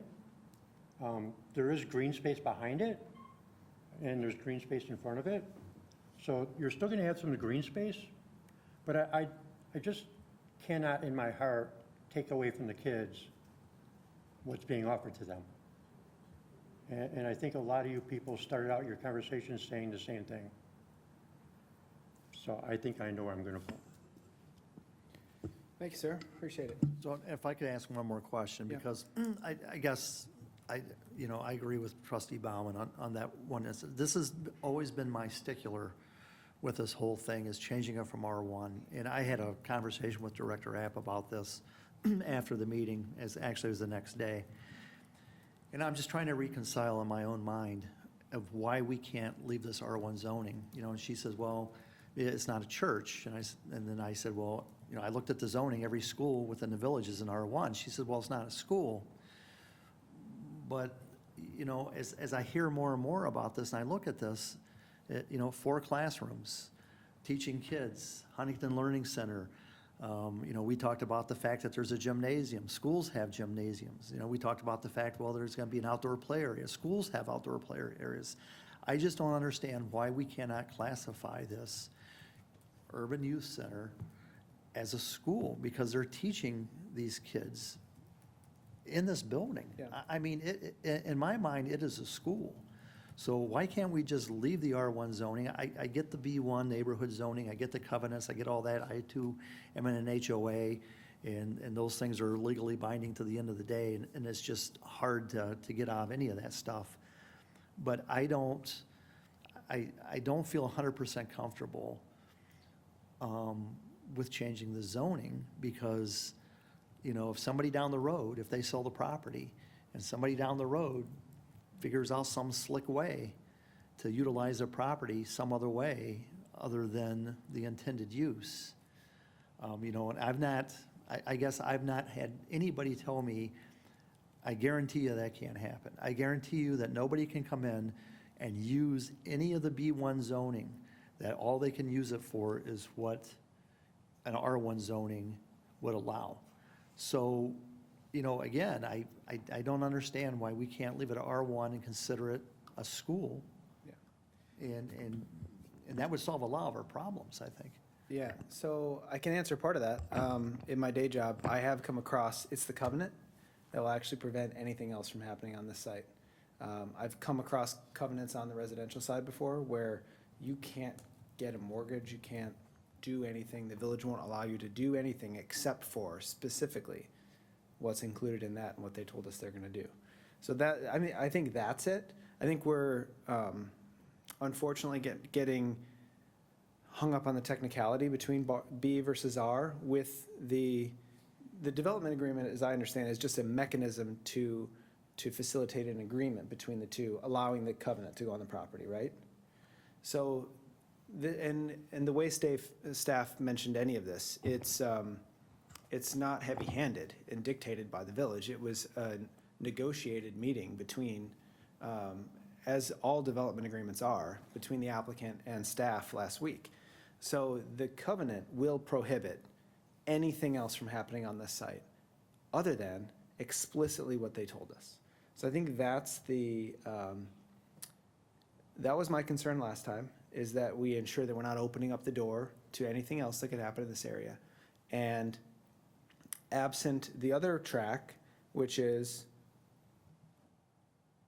especially if we know where you sit, if we could do all the paperwork over again and you wouldn't change how you vote, we could go back, start the whole thing over again, create a classification for this in R1, run through the whole process again and get to here. How would you vote? If that changes your vote, then we have to do that, because the project isn't going to get approved otherwise. If that's not going to change your vote, then we move on it now, and it won't pass. And, yeah, and I understand. And the thing is, and that's why I brought up the R1 zoning and what's allowed. I mean, the way the property sits now, developer could come in, God forbid, the church could go bankrupt and the building sit empty, and somebody come in and buy it for $10 and tear it down. And they have all this R1 property, and the developer decides, I'm gonna build 2-bedroom, 1-bath houses, and that's what I'm gonna put in there. There's nothing anybody can do about that. It's well within the R1 zoning, and it will happen. Not that I'm against 2-bedroom, 1-bath homes, but I don't think anybody here would appreciate that. So I'm trying to look at all sides of it But again, I need assurances that if they build this building and they sell this building to somebody else, to another entity, that somebody else can't come in and say, well, I'm singing B1 zoning, so I'm gonna start renting out the courts, I'm gonna set up a little shop in here, retail shop, gonna sell some food, and all of a sudden, these people have a full-blown business in their neighborhood. So are you saying that this development agreement and the covenants and all that will keep that from happening in perpetuity until somebody comes before a future board and asks permission to go that route? In my experience, I couldn't find a way around a covenant, and it was a covenant from 100 years ago about, something totally ancillary to this. So in other words, we're kind of splitting hairs then over the zoning. So it doesn't matter if we allow the change to B1, we have the covenants in place and we have the restrictions in place so that nothing could ever happen with this building other than specific use they're using it for now, even if they sell it. And in some ways, this will tie the property up and will protect it from future development of small housing. Yeah. Right? So the covenant would run with the building. So that does make me feel more comfortable. It may not be what the residents want to hear, but again, I have to look at this from the standpoint that, how can I ensure that we best protect that neighborhood from something not happening that neighborhood doesn't want to happen? Because I'm telling you, I've seen people come in and develop properties under zoning before and develop things that people didn't want, and there was nothing that could be done about it because it satisfied the zoning requirements, right? We've seen that before. Right, we've seen had that. So, I can appreciate, some of their concerns, but, and again, I don't want to get too far into this, but I mean, the Park District could start having problems, decide to sell that Park District land to whoever, and. True, but no. Yeah, They I can't know. sell land. Well, yeah, but what I'm saying, they could put something different on that land too. They It could. could no longer be a park, they could use it for some other. They could put pickleball courts up. Right, yeah, they could do a lot of things on that property that maybe people wouldn't like. So I guess that's where I'm standing right now, is if we are confident that we can tie this property up with the B1 neighborhood zoning that would not allow anything other than this specific use in perpetuity without further action, where somebody could just come in and say, I got you, and I'm going to build this on it, then while I'm not 100% comfortable with doing that, I would rather stay R1, I would feel comfortable enough to allow it. Got it. Okay. A lot to unpack here.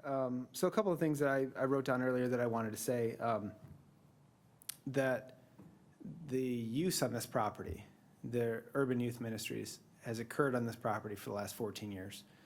In all of the public comment and testimony that we've heard at Plan Commission 2 nights with the village board, I haven't heard concerns with that current operation.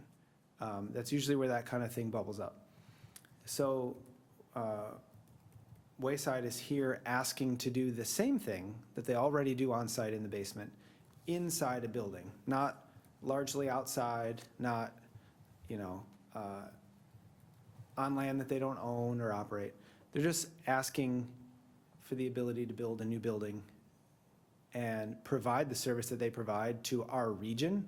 Because I don't think, and I think everybody here would understand, any of the issues or needs that these students face knows no boundaries.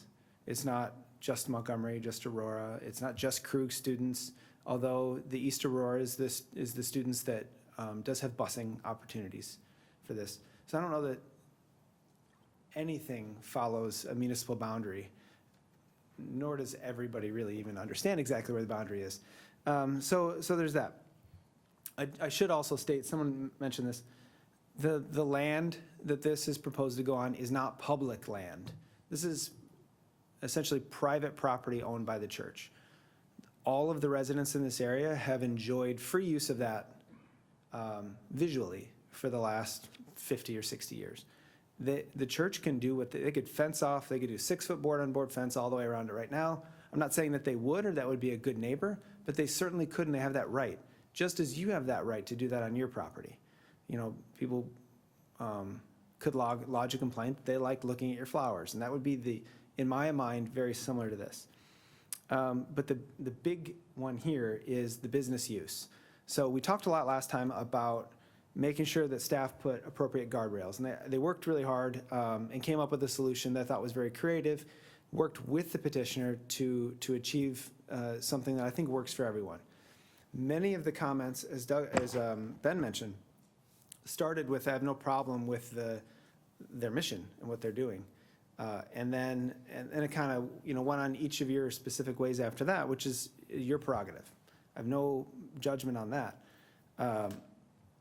But the big picture is, I've toured their facility. I've experienced what they have to offer our community. I do believe that there is plenty of need to go around in our region. So finding a home for these students from 3 to 7 weekdays and whatever the hours are on the weekends, a very specific. I mean, as an applicant, I've sat in their position every day at work. To be that narrowly tailored in your zoning approval is a little bit unnerving as the applicant. Like, if you wanted to go till 7:30, you'd be in violation of your zoning. It's not a position that I don't think they would want to be in. I wouldn't want to be either.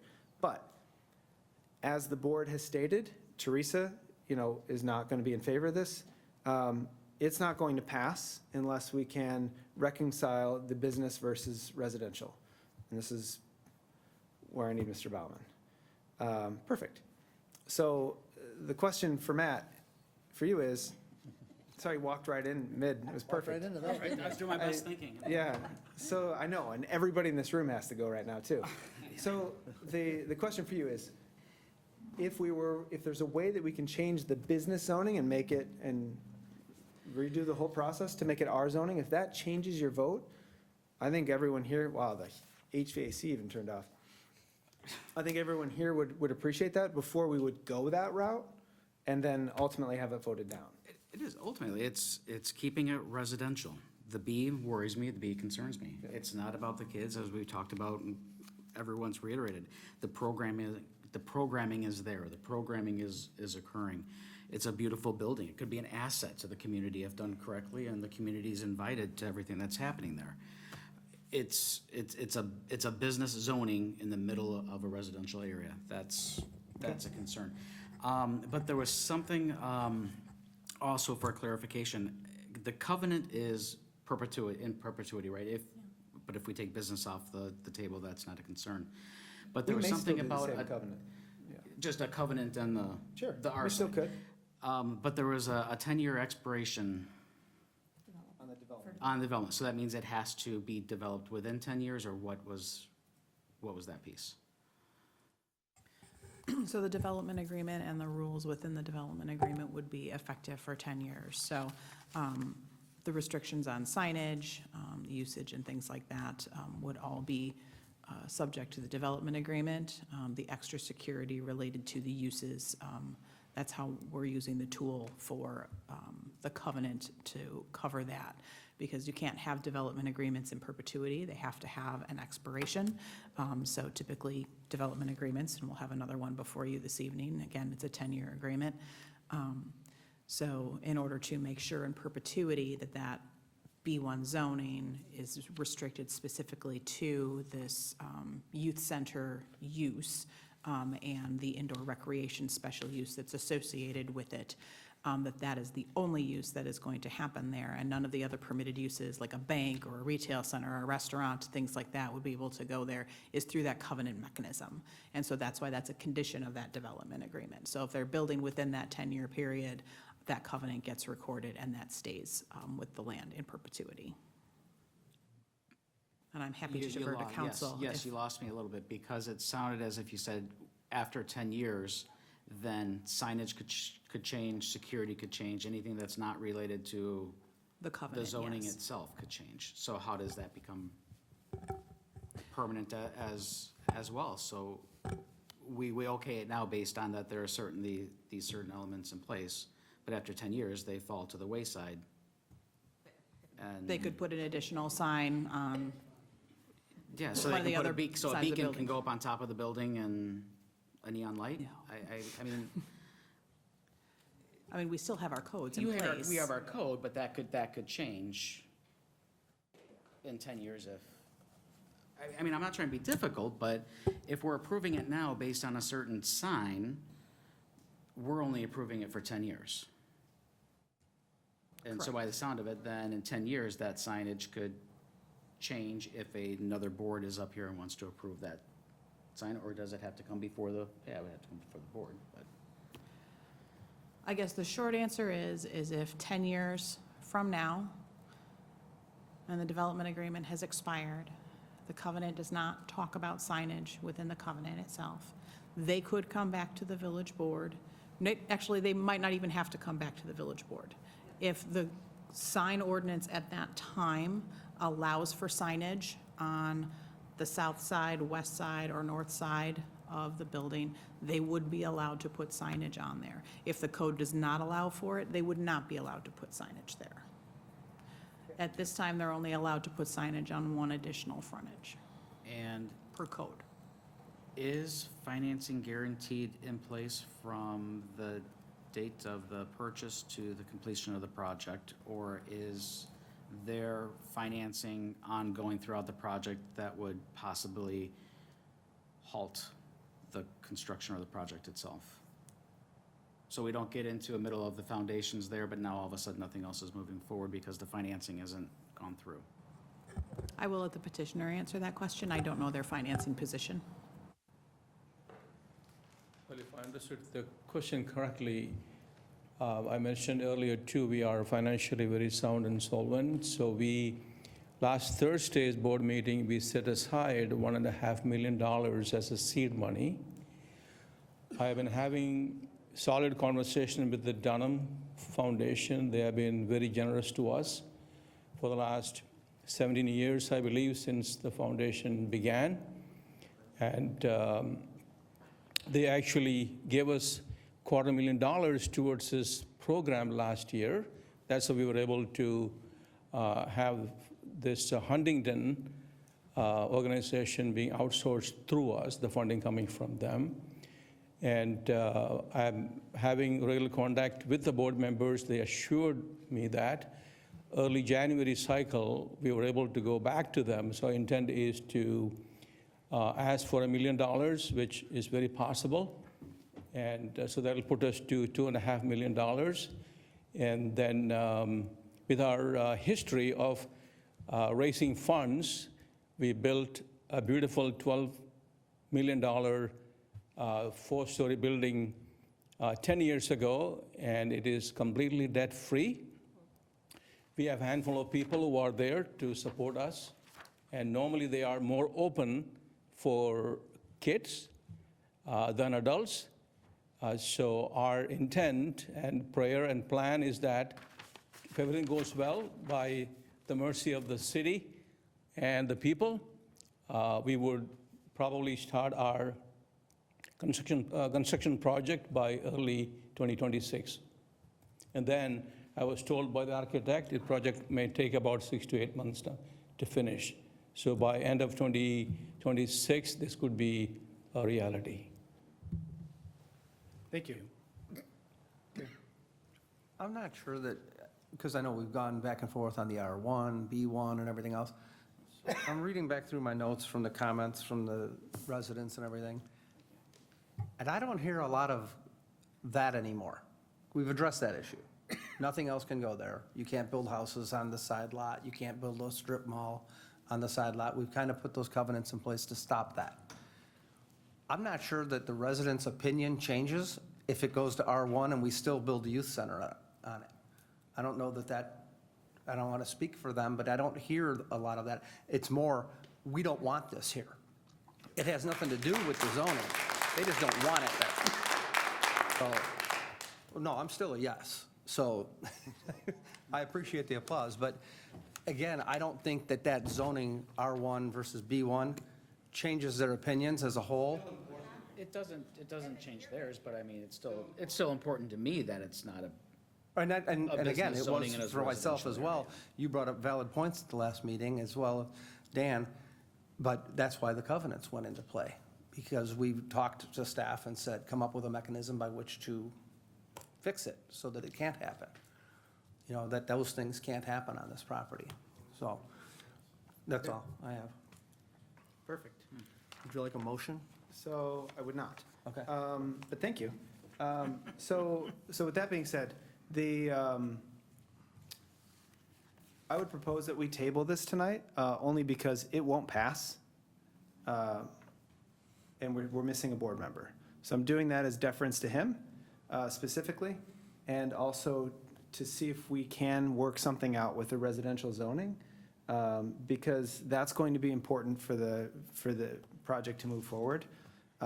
The only other thing that I would vet, if we're taking a moment to look at things, is staff, if you can talk with the assessor and see if there would be any negative impact to this building being built that close to somebody's home, if they would assess. There was one comment that came up today that was actually somewhat, that we need to look into, is B1 zoning behind your residential home, if that would actually detract your EAV or something like that. That's our due diligence. That's something that we should look into. So we'll look into that before the next meeting. I know there was a couple other resident comments specifically. One is, and I think staff hopefully will be prepared at the next meeting to talk about just traffic in general on Sherman. It's not really related to this petition. I know the residents are concerned about, I mean, anybody who's walked down Sherman or Lincoln, you know, with the absence of sidewalks and speeding and what we have done, what we could do, what we're looking at. And then at the next meeting, if you can, just talk through your vision for the architecture. The architect left, didn't he? No, he's here. Okay. Just the vision of how that ties in to the neighborhood, right? So what you're proposing here actually will be kind of additive to the area as opposed to something that doesn't quite fit. I'm not saying that it does or doesn't, but I bet he's got an opinion on it, and that would be wonderful to hear at a future meeting. So with that is not the solution that I don't think anybody in this room thought was going to happen tonight. Go ahead. Can I say one Yeah, thing? And it goes to Teresa and to everyone. So I'm confident with the prayers that I've had from the first meeting I had with these people at the church. And I'm sorry so many people didn't get to come, but we had a full house that day. So there are a lot of people that were there. And because I am a mother, I'm a homeowner, I'm also a grandmother. And as I said last meeting, my grandchildren come to my program. I heard them. So when I left that meeting, that first meeting, I thought, what are they talking about? What are they seeing? So I went back over there, which I'm there a lot in the summer, but I thought I want to see from their yards and from their backyards, and I want to see what they're seeing. And I did that, and I did see that there's still a lot of green space. And they still will have places to walk, and even more beauty, as one of the residents was talking, one of the moms I talked to a long time at the first meeting. And then the second meeting, I did the same thing, because I want to hear them. That's why I do children's programming. I listen to the kids. That's why we're successful.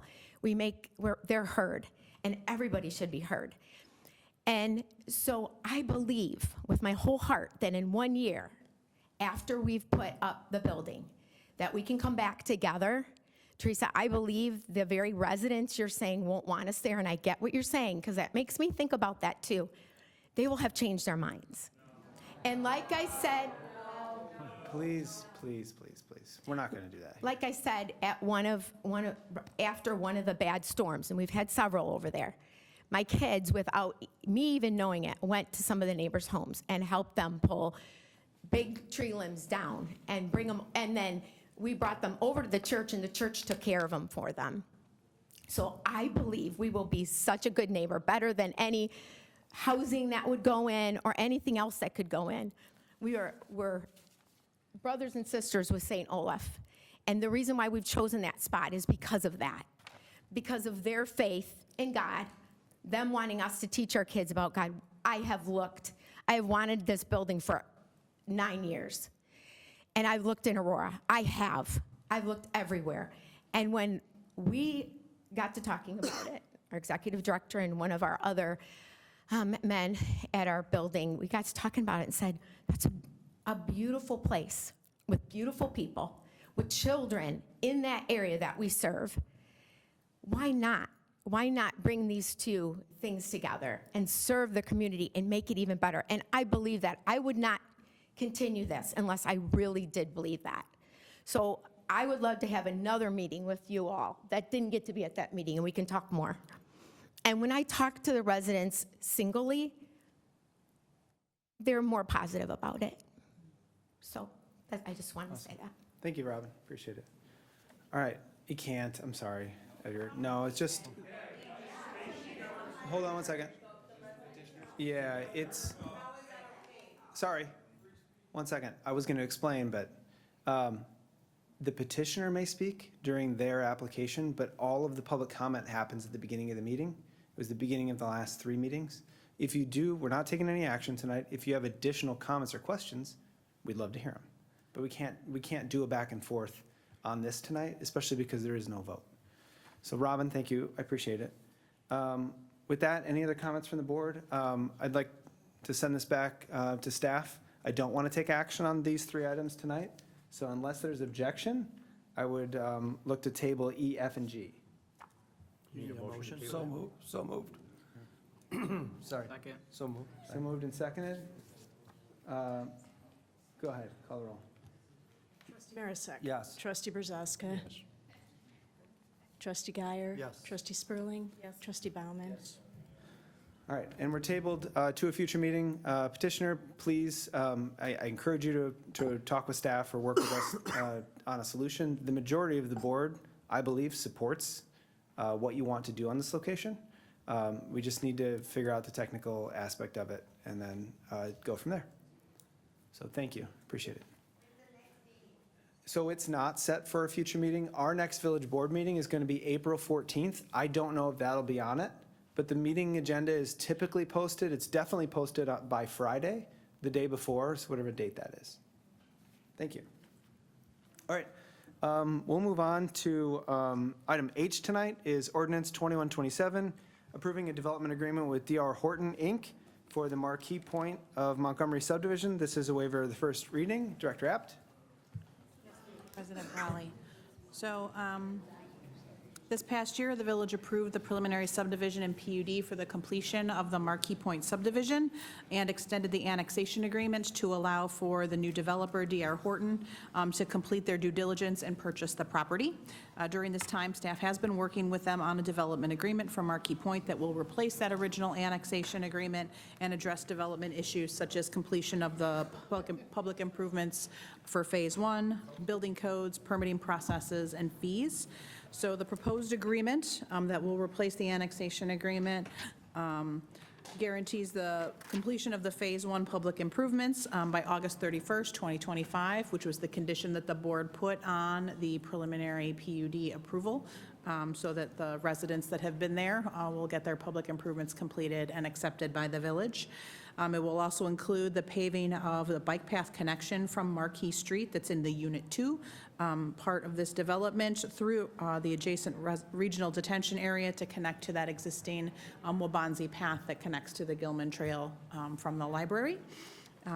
This will keep the impact fees at the rate of the previous annexation agreement for the remaining lots of Unit 1, and then freeze the fees for Units 2 and 3 to the current rates as of effective date of this agreement, with the exception of fees that are out-of-pocket costs for the village and the village's water tap-on fees. It also includes lot landscaping requirements to provide for trees on the individual lots and sod for the front and interior side yards.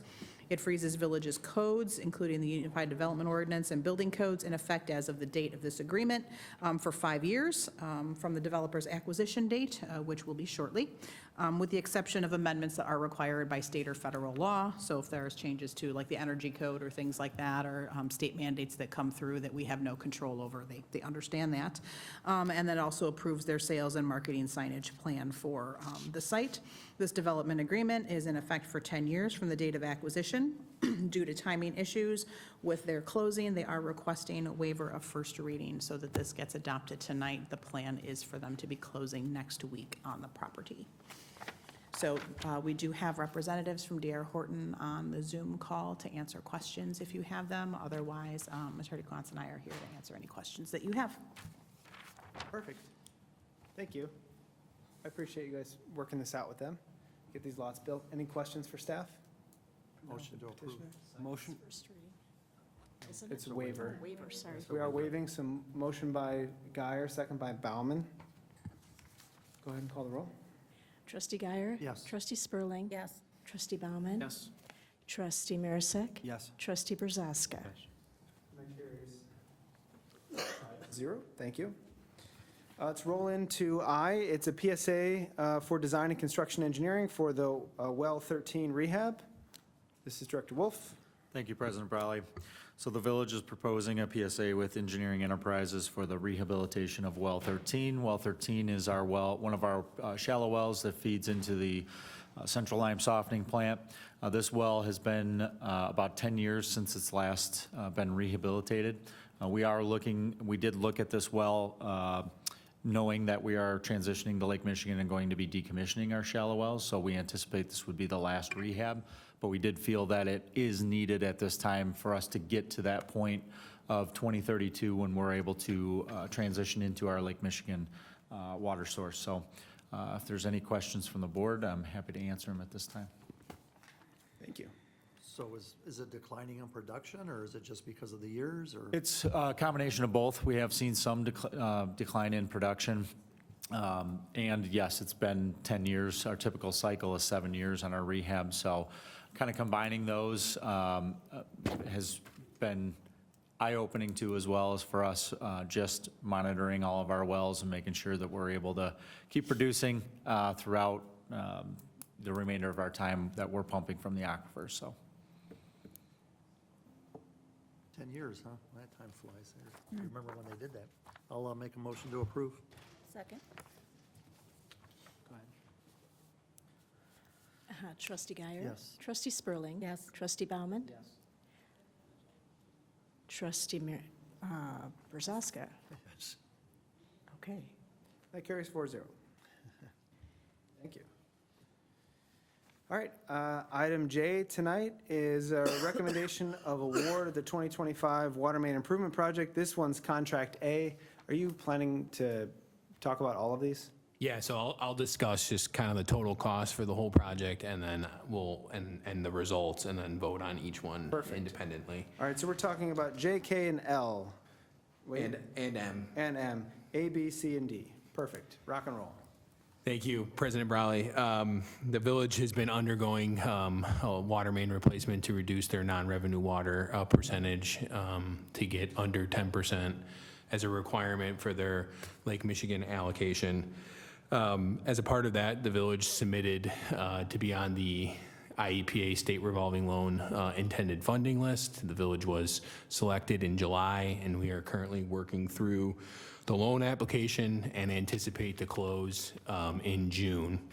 When we originally did that, we were going to move forward with 3 contracts. However, looking through historical prices, we decided to add a 4th contract just in case the bids came in favorably. We would be able to maximize that $19.9 million and some change that the village received funding for. I'm happy to report that the bids did come in well, and that when looking at the total costs of the design engineering that we've spent to date that's been approved by the board, as well as these 4 contracts, and then future construction engineering costs as estimated, that we would be $50,000 below the loan amount. So we got very good bids, and we are recommending to move forward with all 4 contracts. So kind of just a summary of the contracts. Contract A is the largest contract, which is in the Montgomery Road and Sherman Avenue area. We did have 3 bidders on that contract. The low bidder was Zabo Contracting at $5,158,507, which was a little over $1 million under our estimate. Contract B, which is in the Boulder Hill Pass area around Boulder Hill Pass School, as well as on Cadorus and a few other streets in that area, had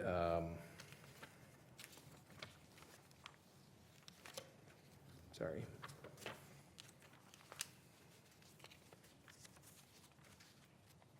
Six bidders. The low bidder on that project was J&S Construction at little under $800,000 under engineer's estimate. Contract C, which is the Saugatuck Road area, so it includes Saugatuck and some streets on the north side of Saugatuck, east of Boulder Hill Pass.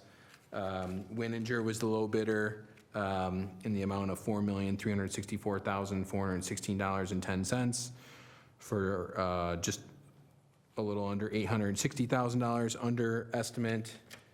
And then contract D, the Marnell Road area, the low bidder was J&S Construction at $3,809,662.50, $281,000, just under $280,000 under estimate. So bids were good.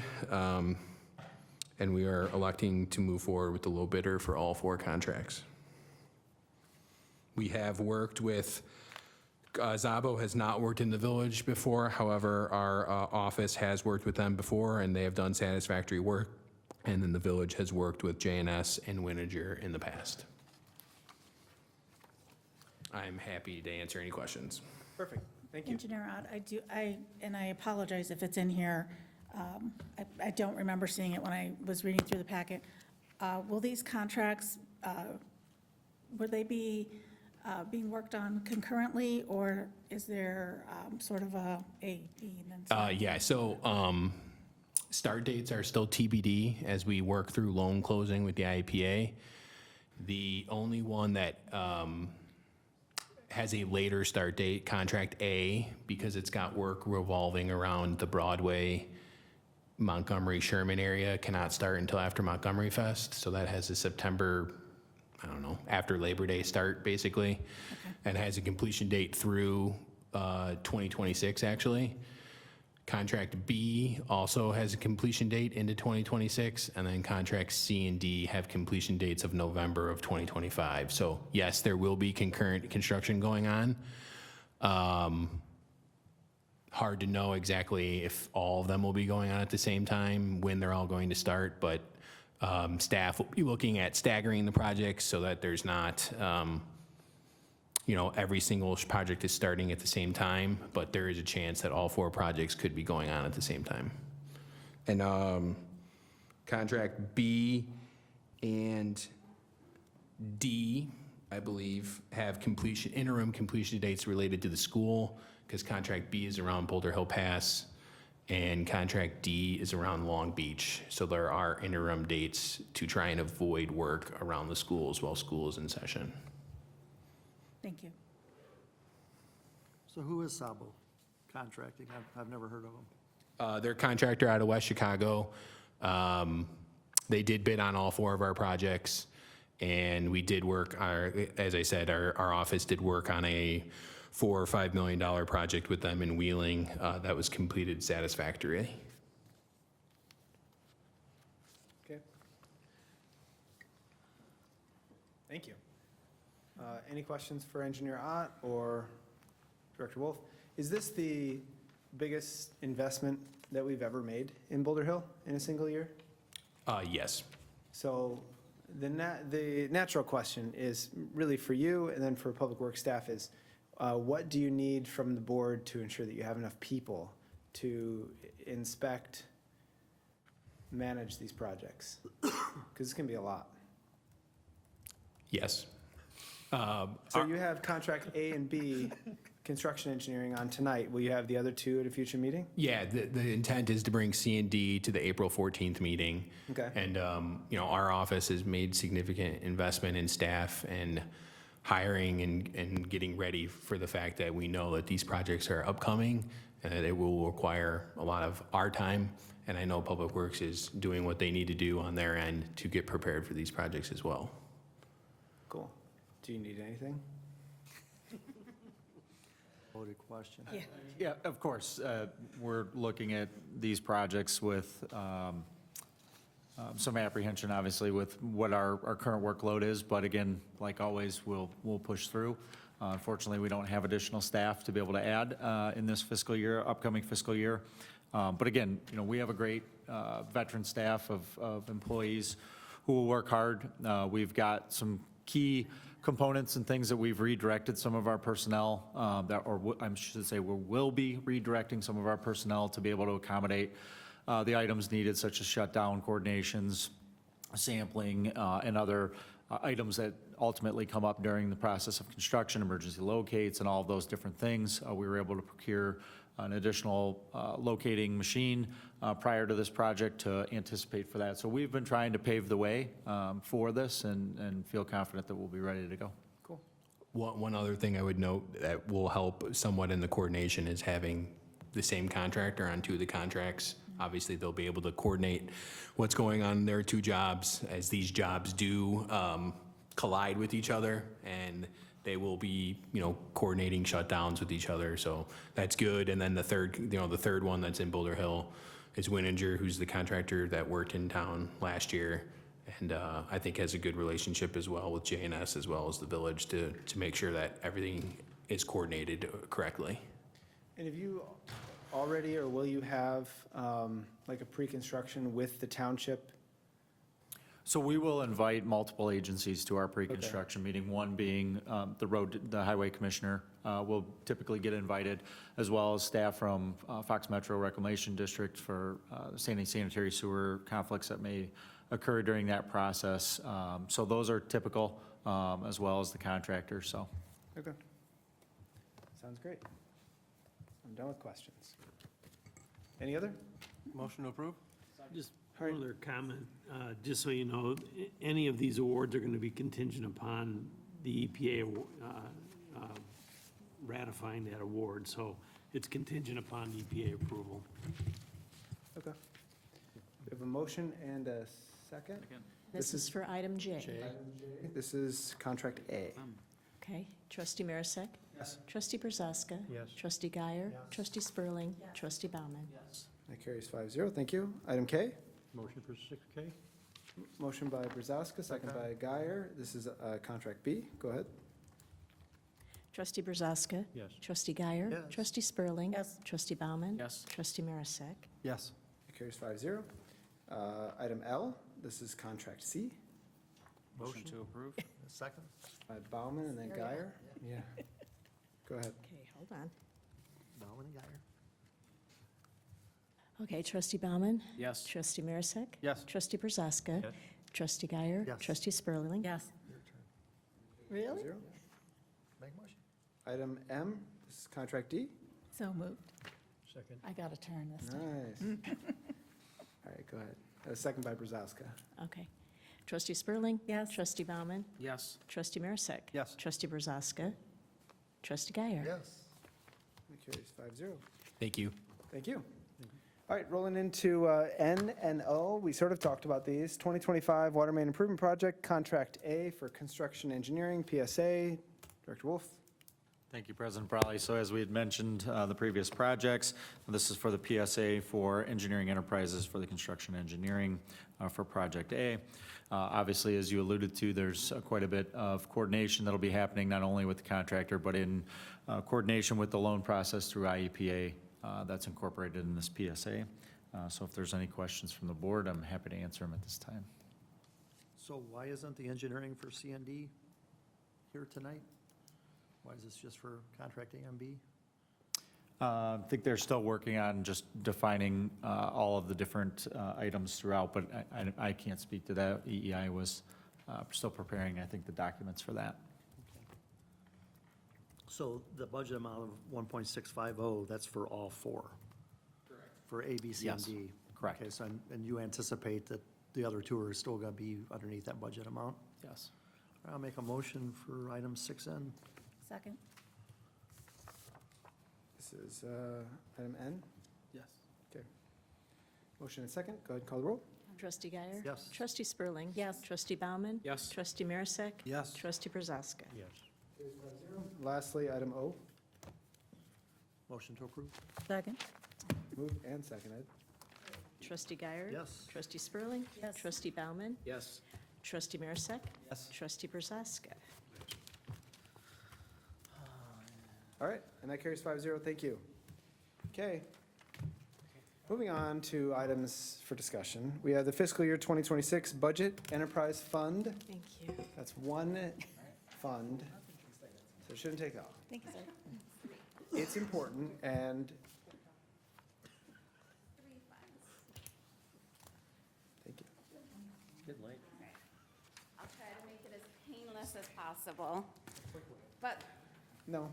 once we get through it, you'll understand why it's important to go through the It's important. information. It's That's our why we do it. largest spend to date. So I will, is it not? Oh, sorry. Sorry, I did forget that one.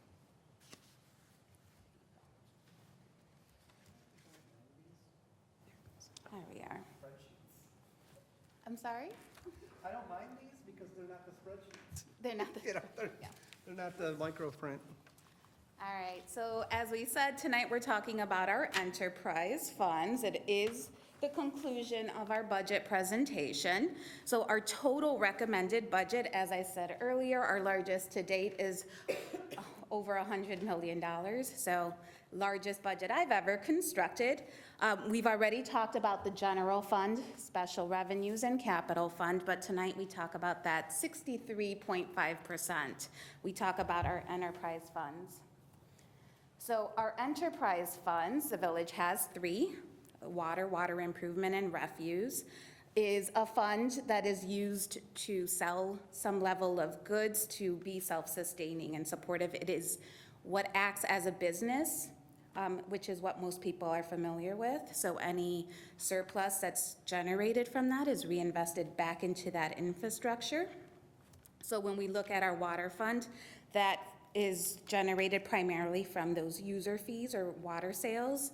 Our water improvement fund, we fund that with tap-on fees. And then our refuse fund is generated primarily through those monthly refuse fees that we then pass through to LRS. So when you look at our total recommended budget is just under $61 million, but that does include debt issuances. So to just clarify and try to pull that debt issuance out, you'll see over here on the revenues by fund, we'll see $8.5 million just from our water fund. So those are those user fees. Refuse will come in at 1.8, and then we have $500,000 when we extract out all of that debt issuance for our water improvement fund. And then here's where we flip a bit. So water improvement, then you'll see the expenses of $40.2 million, and that's really going to be primarily driven by those contracts that we just talked about earlier, as well as some of those DWC costs. We see the $8.6 million in the water fund for operations. So if you recall from the prior slide, we had 8.5 in revenues, we have 8.6 in expenses, so we're going to have a bit of deficit spending there. And then refuse, revenue comes in and goes out, 1.8, and we see a steady stream there, so that brings those revenue, or those expenses in at that 63.5% that we spoke about earlier. Now, this is a new slide.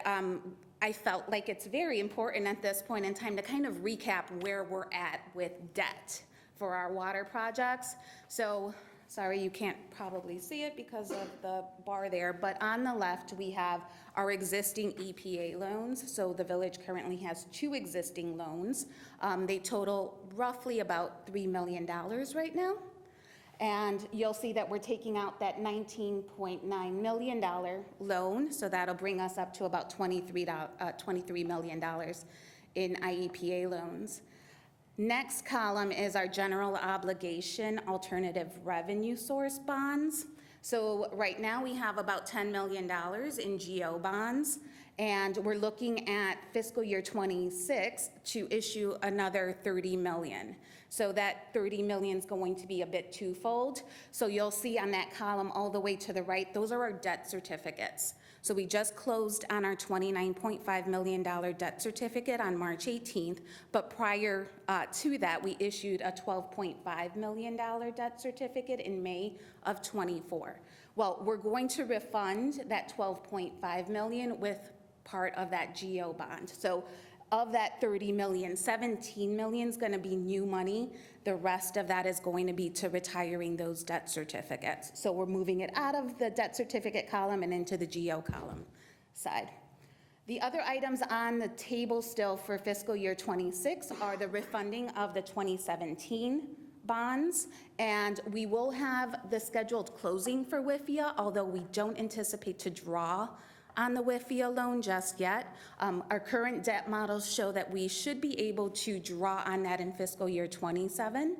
So one of the nice things about the WIFIA program is it gives us that 35-year term, but it is based on US Treasury rates. So if we can secure more of that EPA loan money, that comes at a much cheaper rate. So any of that money that we can secure for the village and any of these projects, that's where we want to go.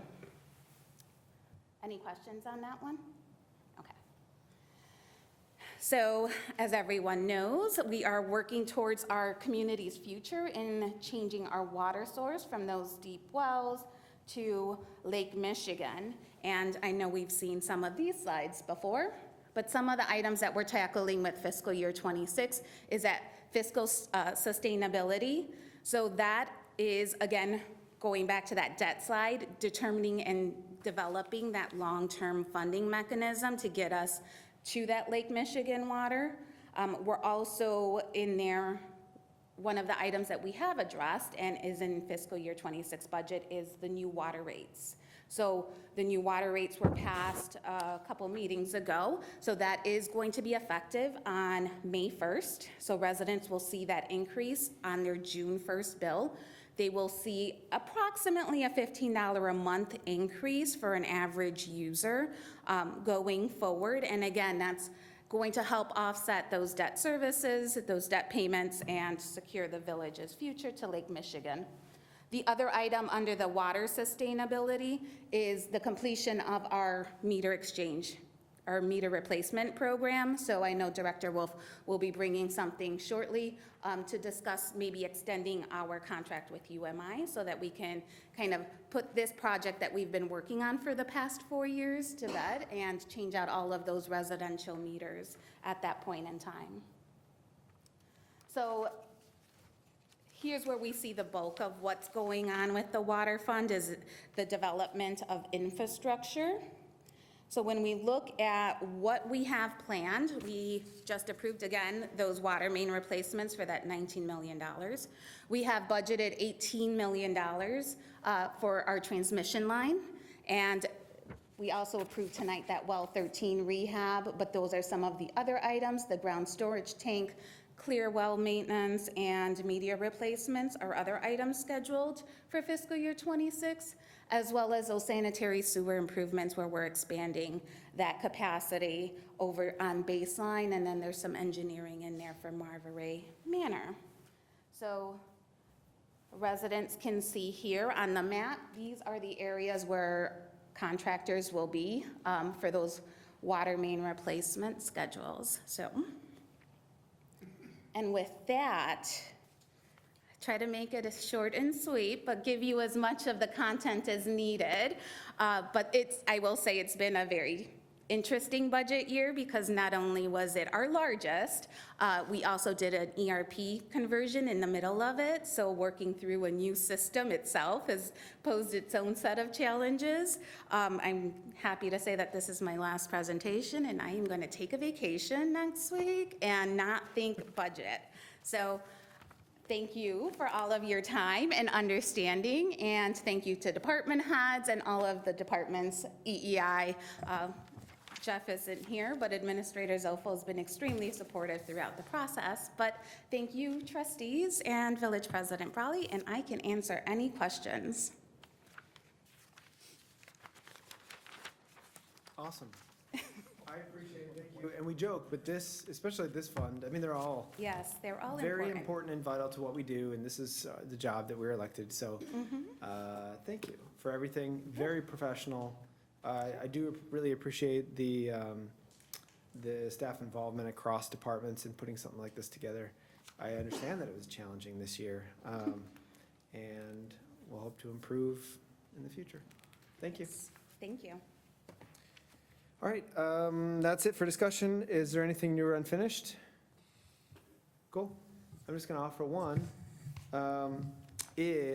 Had a meeting with Pete last week, and he has advised that tonight would probably be his last meeting, sitting in the seat there. So I cannot end the meeting without thanking him personally for all of his guidance to me and this board and our staff over the last X number of years. I mean, the 14 years that I've been sitting at this board, he's been an advocate for Montgomery in this room, outside of this room, down in Springfield, just trying to do the right thing. And I think more people in this world need to strive to do it the Pete Waller's way. So while he won't be here at the meetings, there's several projects that he's going to continue to work on and champion for us over the next however long it takes till they get done.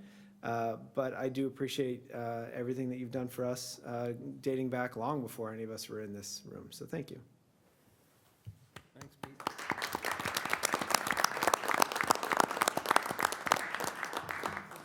You're going to have a little time on your hand. I think Mark's looking for some extra hands.